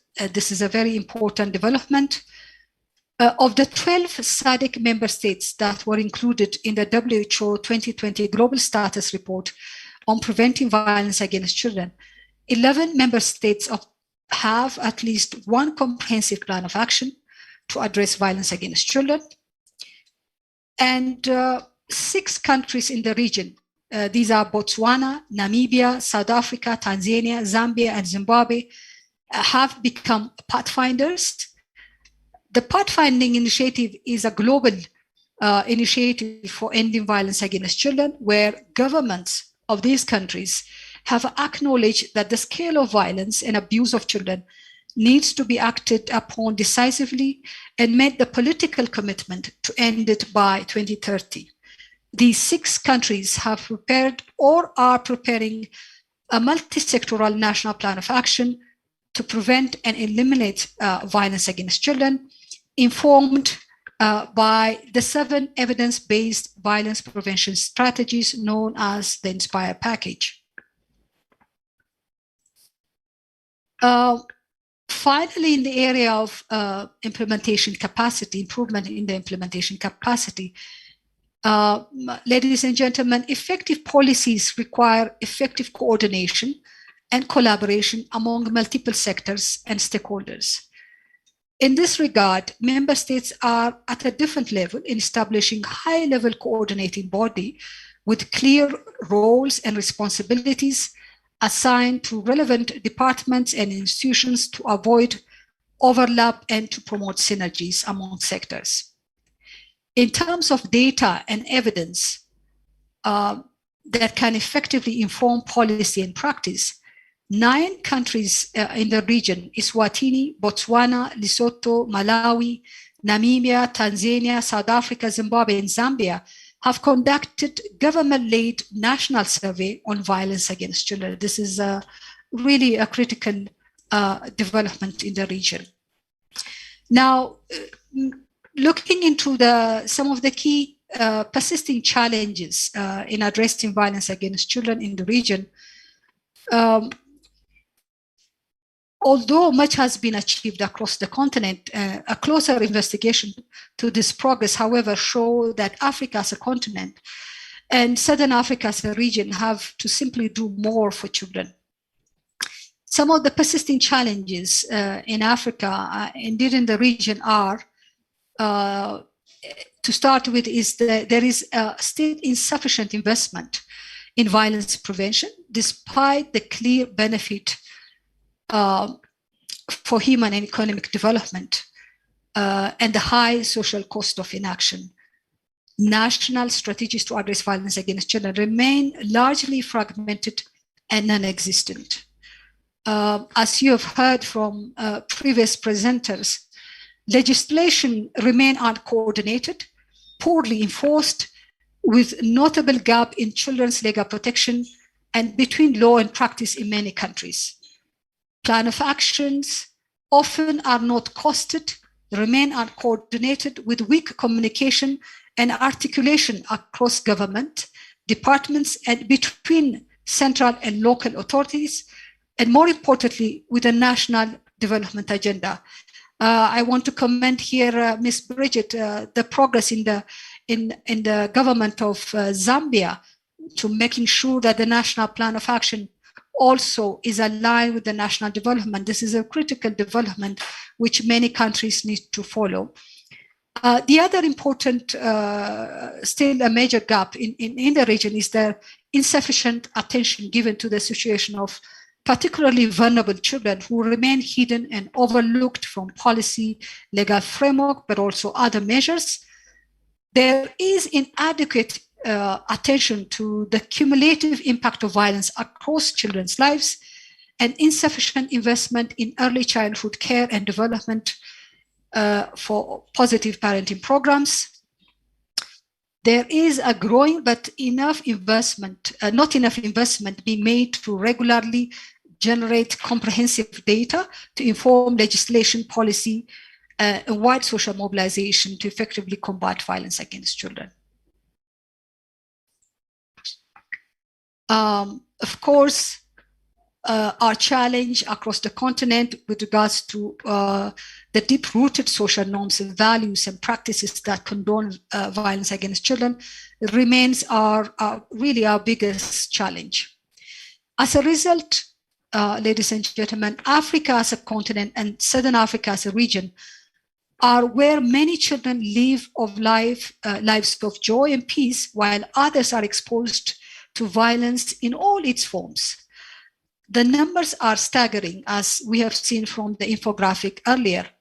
The use of violence to discipline children is widespread in Africa in general and in Southern Africa in particular. Recent evidence shows that more than 8 out of 10 children aged between 1 to 14 experience violent discipline every month in this region. More than 4 in 10 children aged to 13 to 15 reported being bullied at least once in the past 2 months at school in this region once again. Online child sexual exploitation is a growing problem in the region as well. As you all know, the COVID-19 has brought an additional challenge in the effort to prevent or respond to violence against children. The pandemic really created a lot of challenges for many of our countries. It has disrupted access to social and child protection services, thus exacerbating the vulnerability of children to violence. So this remains a critical problem, and it has affected many countries. And now, ladies and gentlemen, some children experience in the region, some children experience violence in a more sustained and damaging way than others because of the circumstances in which they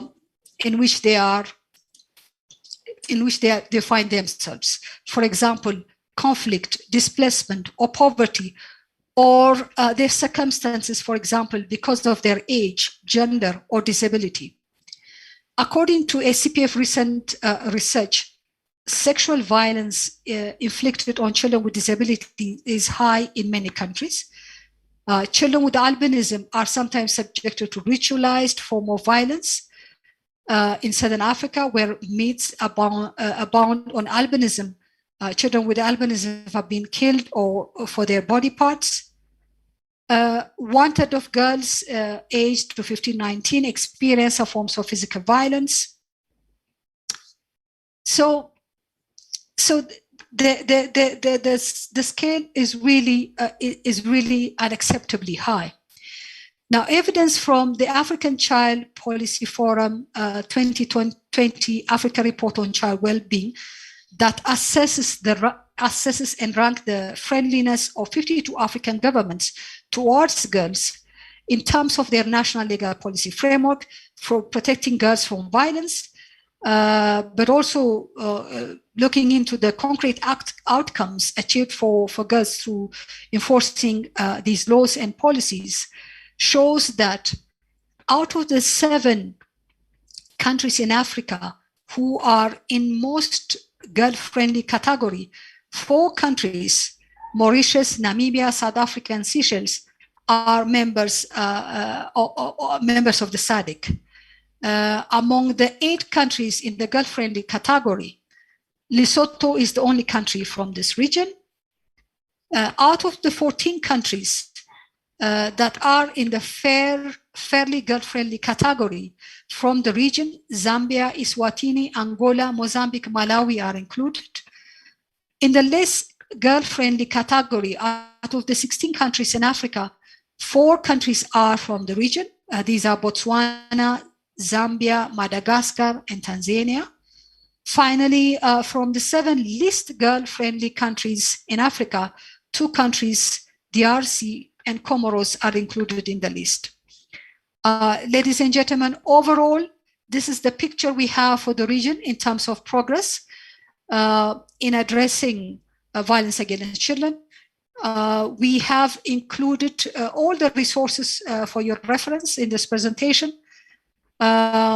Because of the limitation of timing, I will conclude my presentation here.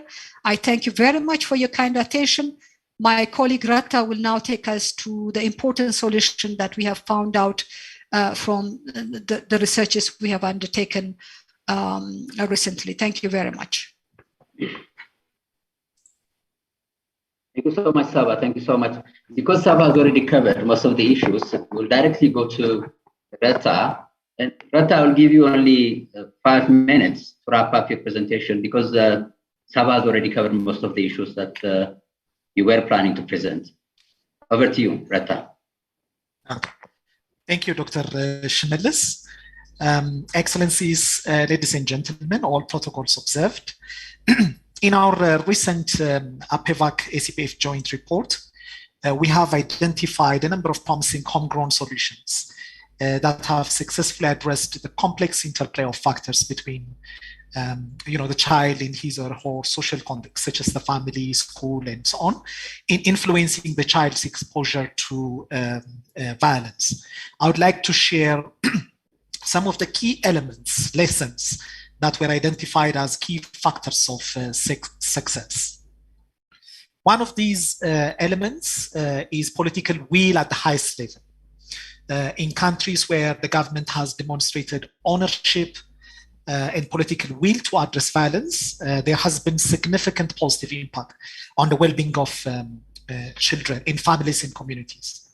Political will expressed by strong legal and policy frameworks and systems, along with adequate allocation of funds from national budgets, are important for creating a culture of prevention of violence against children.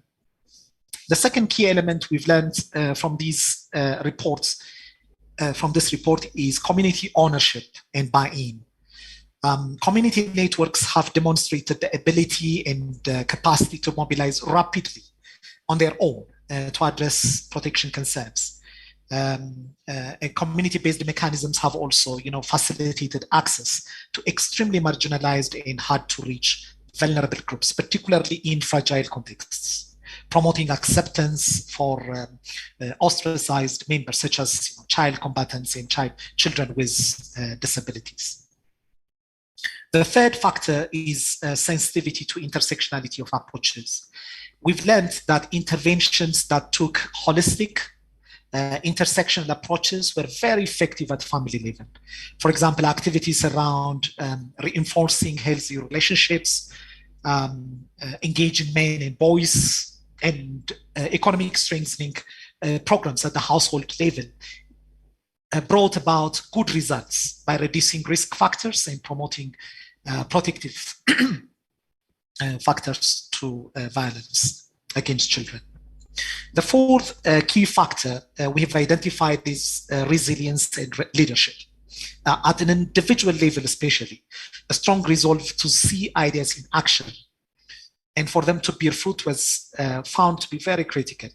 Initiatives that tackled negative social norms, particularly such as FGM, early and forced marriage, for example, were effective because they built and rebuilt the confidence and agency of young girls who were either at risk or already abused and exploited.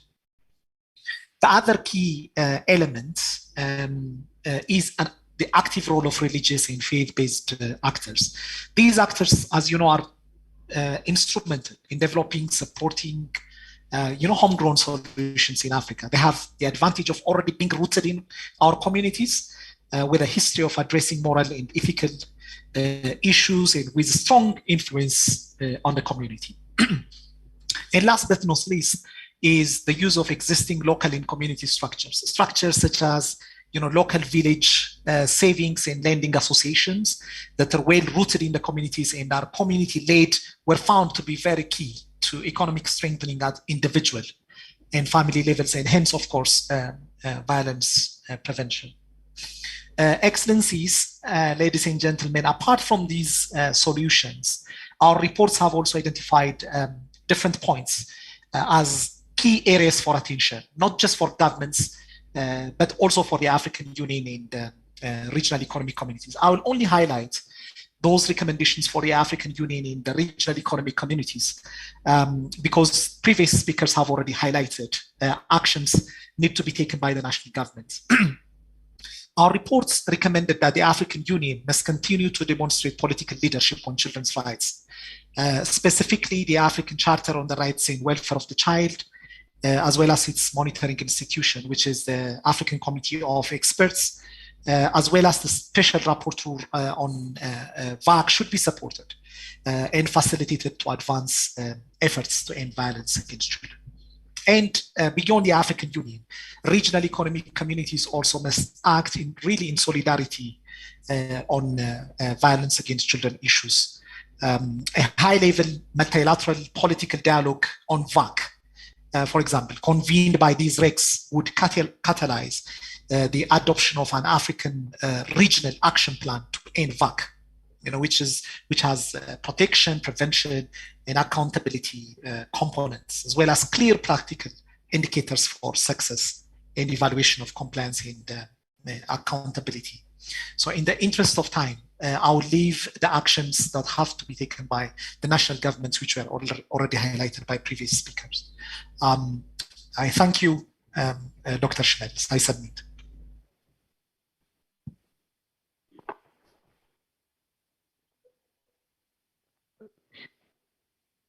Thank you very much, Retta. That was so succinct and very informative. Thank you so much. Retta has outlined some of the solutions we need to really follow in the area of preventing and responding to violence against children. Thank you, Retta. Thank you so much.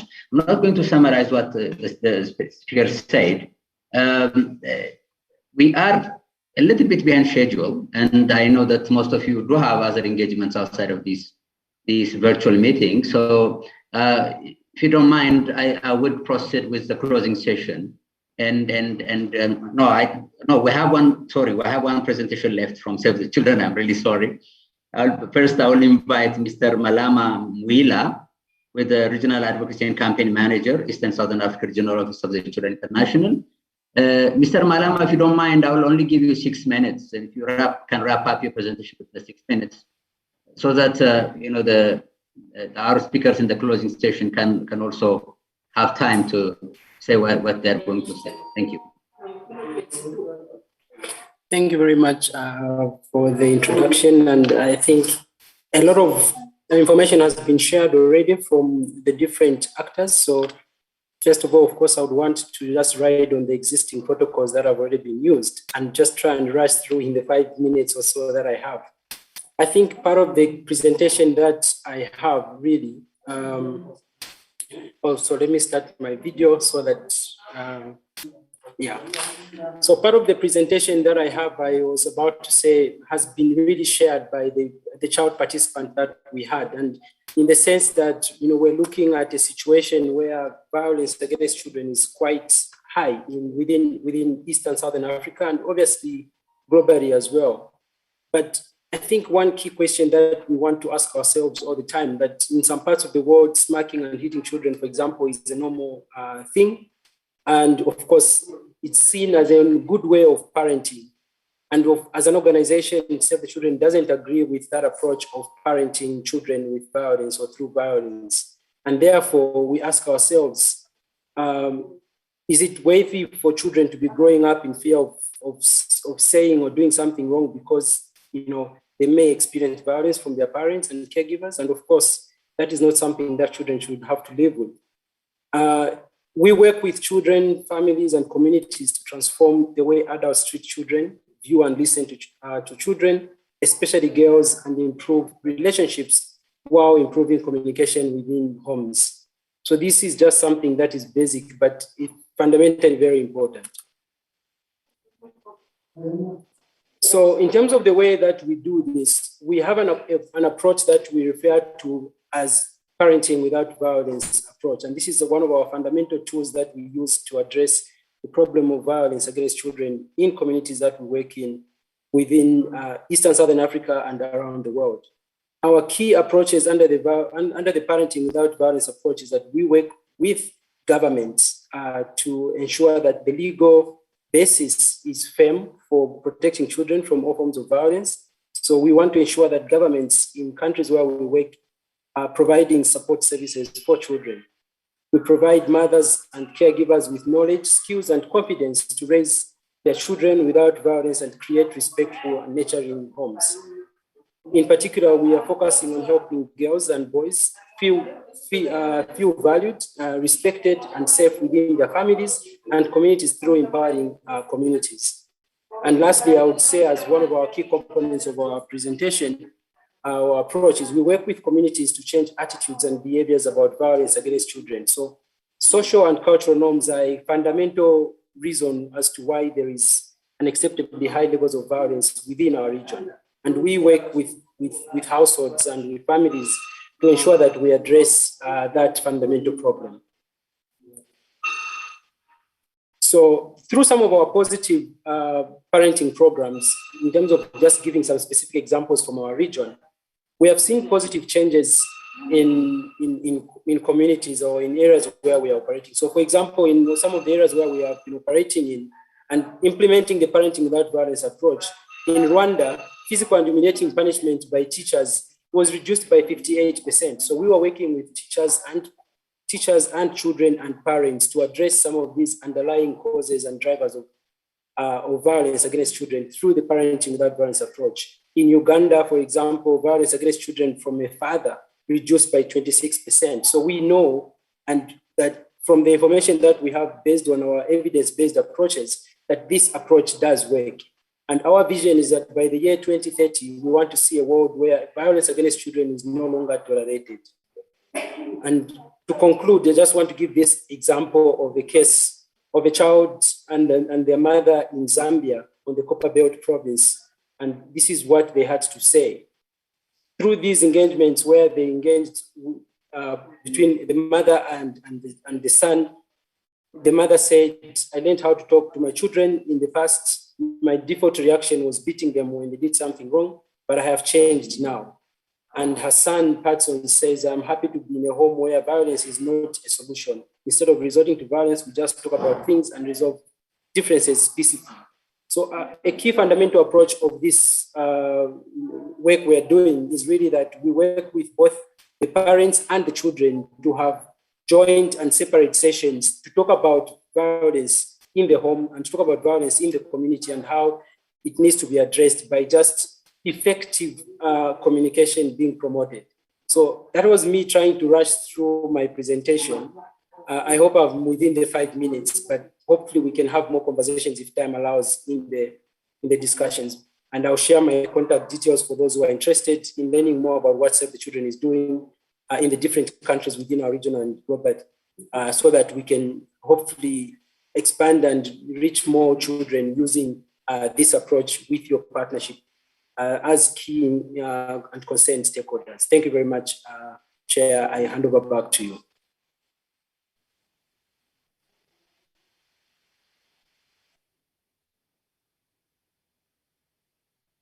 Thank you, Mr. Malama, and I really apologize for being so brutal. And I know you're a very good, eloquent speaker, but within the next those 5 minutes, I learned a lot. I know that Save the Children has a very strong child protection programming, and if I had the time, really would have learned a lot from Mr. Malama. But still, you can access what Save the Children is doing their website. So thank you, Mr. Malam, again. Thank you so much. Because we are slightly running behind schedule, I think I would advise that we directly move to the closing session. In the closing session, we've got Mr. Patrick Onyango Mangan, with the Chief Executive Officer of REPSI. We also have the honor of Honorable Aver Gavar, with the Special Rapporteur on Violence Against Children from the African Committee of Experts on the Rights and Welfare of the Child. Both of these speakers will give us their reflections on the way forward.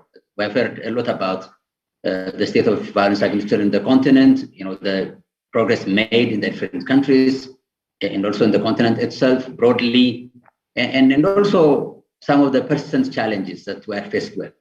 So in this closing session, these esteemed speakers will give us their reflections in terms of what needs to be done as we move forward, especially from a Southern African perspective.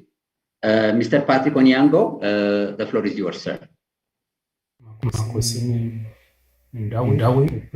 Secretary, Deputy Prime Minister's Office from the King of Swatini.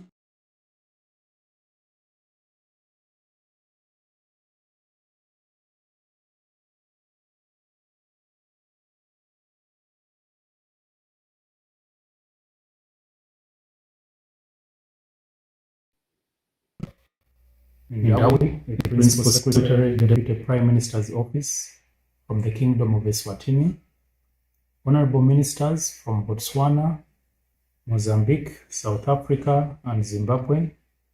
Distinguished Directors from the governments of Angola, Malawi, and Zambia. Emilinda Mbambo, our youngest activist from the Republic of Namibia. Ladies and gentlemen, my name is Patrick Mangan, and I work with REPSI as the Chief Executive Officer. I'm here to read the closing statement for this regional Southern Africa dialogue towards an Africa free from violence against children.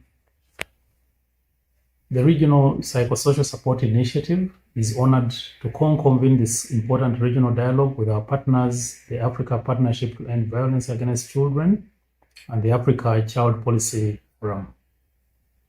For the past 19 years, REPSI has been promoting psychosocial and mental well-being of children as important strategies for preventing and responding to violence against children in East and Southern Africa. We have learned that providing quality and timely psychosocial care and support to children who are at risk of experiencing or survivors of abuse, neglect, exploitation, or violence have considerable contribution to effectively prevent short and long-term psychological problems. This is a holistic approach that puts the child at the center of its wider development context, such as education and healthcare. Increasingly, countries in the region are taking very encouraging steps to improve technical, structural, and financial capacity to be able to provide comprehensive care and support to children and their families who are in need of such assistance as part of their national child protection system response.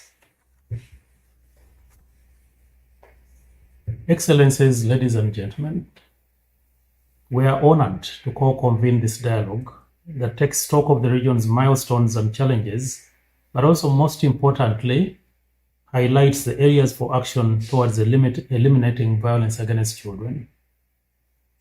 As we have heard from honorable ministers and directors today, many of our governments are increasingly demonstrating political commitment for the cause by strengthening their national policy frameworks and other programmatic measures. But this political leadership must be clearly reflected in the member states' national development agenda, a well-resourced and policy document of all nations. However, evidence from APIVAC and the ACPF and other partners shows that well-intentioned national policy frameworks for addressing children often lack necessary financial resources. Equally, these policy frameworks fall short from adopting a holistic approach across a child's life cycle, hindering multi-sectoral action and coordination. Excellencies, ladies and gentlemen, as a civil society organization working at a regional level, REPSI individually and with our partners such as ACPF and APIVAC has been working to ensure that violence against children is an integral part of member states' national actions and conversations. Today in this regional dialogue, we reiterate our firm commitment to our principles and pledge to continue to work with you, our government partners, on the following. First and foremost, advocate for increased and sustained political will for preventing and responding to violence against children. With respect to increased and sustained political will, we are advocating for robust and well-resourced legal and policy frameworks and systems that provide adequate legal protection from violence to every girl and boy in their home, in their communities, in their schools, and in their networks. Second, we have also learned from experience that efforts to address violence against children can benefit more if we learn from each other. Therefore, we will promote cross-country learning, evidence-based strategies and approaches on providing holistic psychosocial care and support, as well as other violence prevention strategies such as the INSPIRE framework to address the underlying political, social, economic, and cultural factors that are known to heighten children's vulnerability and risks to violence. Third, we will continue to strengthen capacities in countries and to provide quality psychosocial and mental health programs and services to children who are at risk of violence or are survivors of violence as an important measure for promoting child well-being, dignity, and happiness. Finally, the most important actors in ending violence against children are the children themselves. We need to involve the children meaningfully, ensure that child participation cuts across everything that we do, and to bring child leadership at the forefront of planning and taking action on the issues that are causing violence. The active and meaningful involvement of children in identifying the challenges and solutions to violence against children is critical for efforts to end violence against children, ensure that all these efforts succeed. I therefore close by reiterating our commitment as REPSI to work with all of you here present and even those who have not been able to attend to promote platforms that ensure that children's views and perspectives inform action, and that our strategy of working with government on policies and actions that promote what we have discussed today are upheld. Thank you very much for your attention, and thank you for participating in this dialogue today.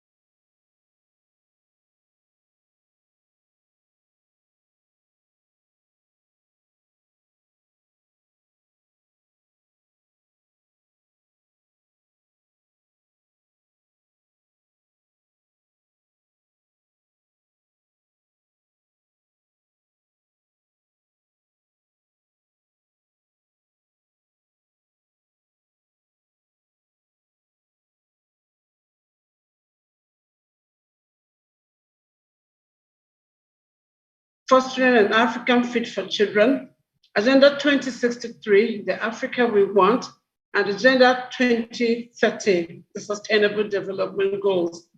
And member states have an obligation to fulfill this commitment.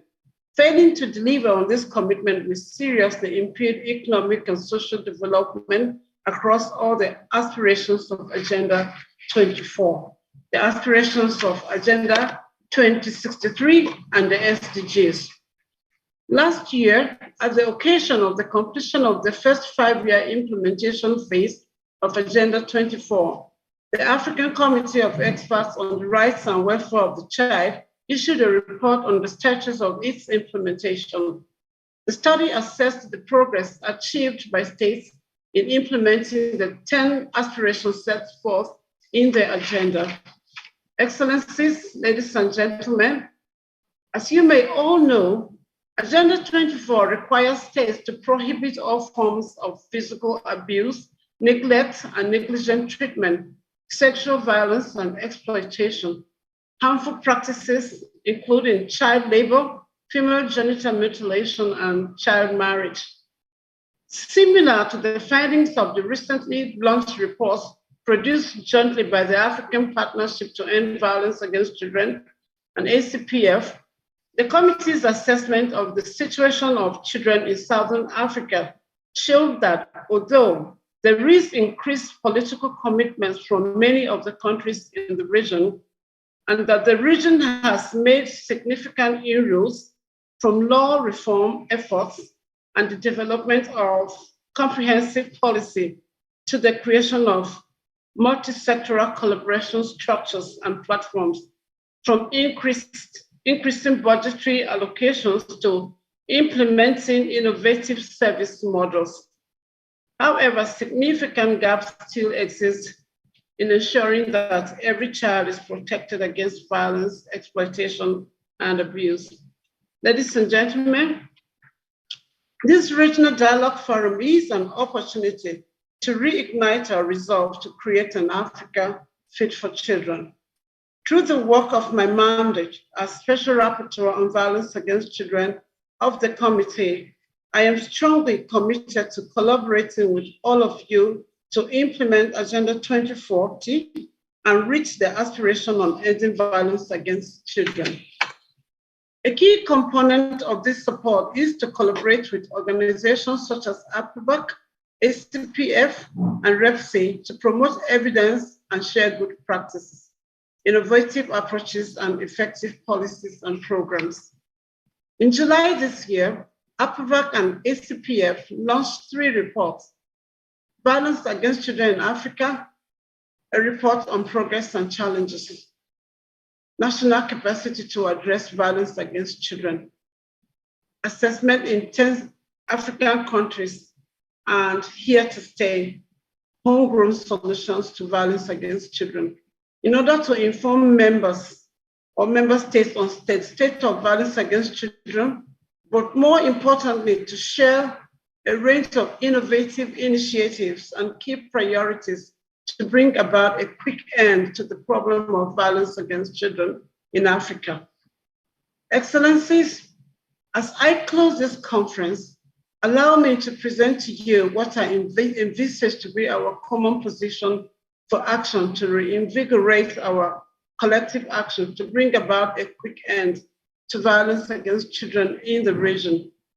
1, despite the considerable advances in the area of law reform in the region, many children, especially those under vulnerable circumstances, are still not provided with adequate legal protection from violence.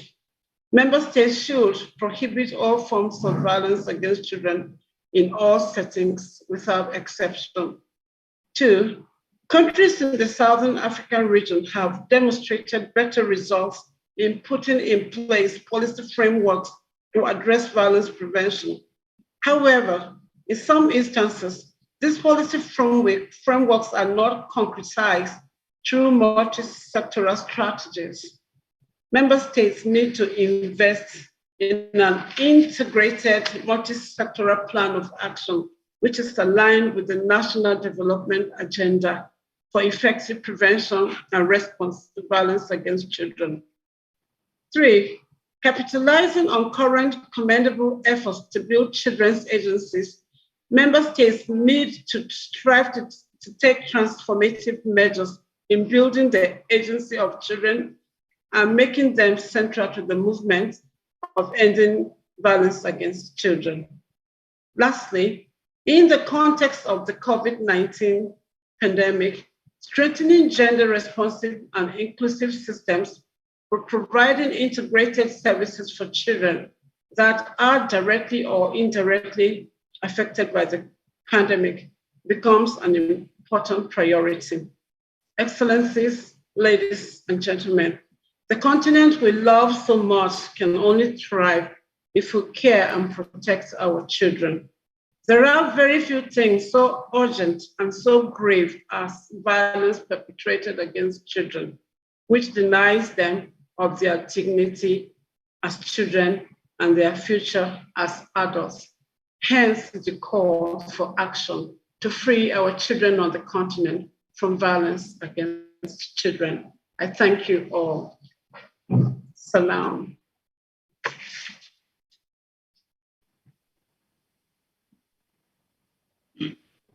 Thank you very much. And those excellent words of the Honorable Abir Gavar brings us to the end of this dialogue forum. I would like to say that the 3 reports that the Honorable Special Rapporteur mentioned are available on ACPF website. The report that we launched last July, one of which relates to the capacity of governments to respond to violence against children, another report on homegrown initiatives, the other one on the state of progress in addressing violence against children in the continent. Those 3 major continental reports are available on our website. I would also like to say that all the presentations will be shared in due course. Saba will be sharing the presentations to all of you. So I would like to say thank you to all of you for your commitment, dedication, for your patience. We have run out of time, but you have been with us for the last more than a couple of hours. So thank you very much. Stay safe. Goodbye.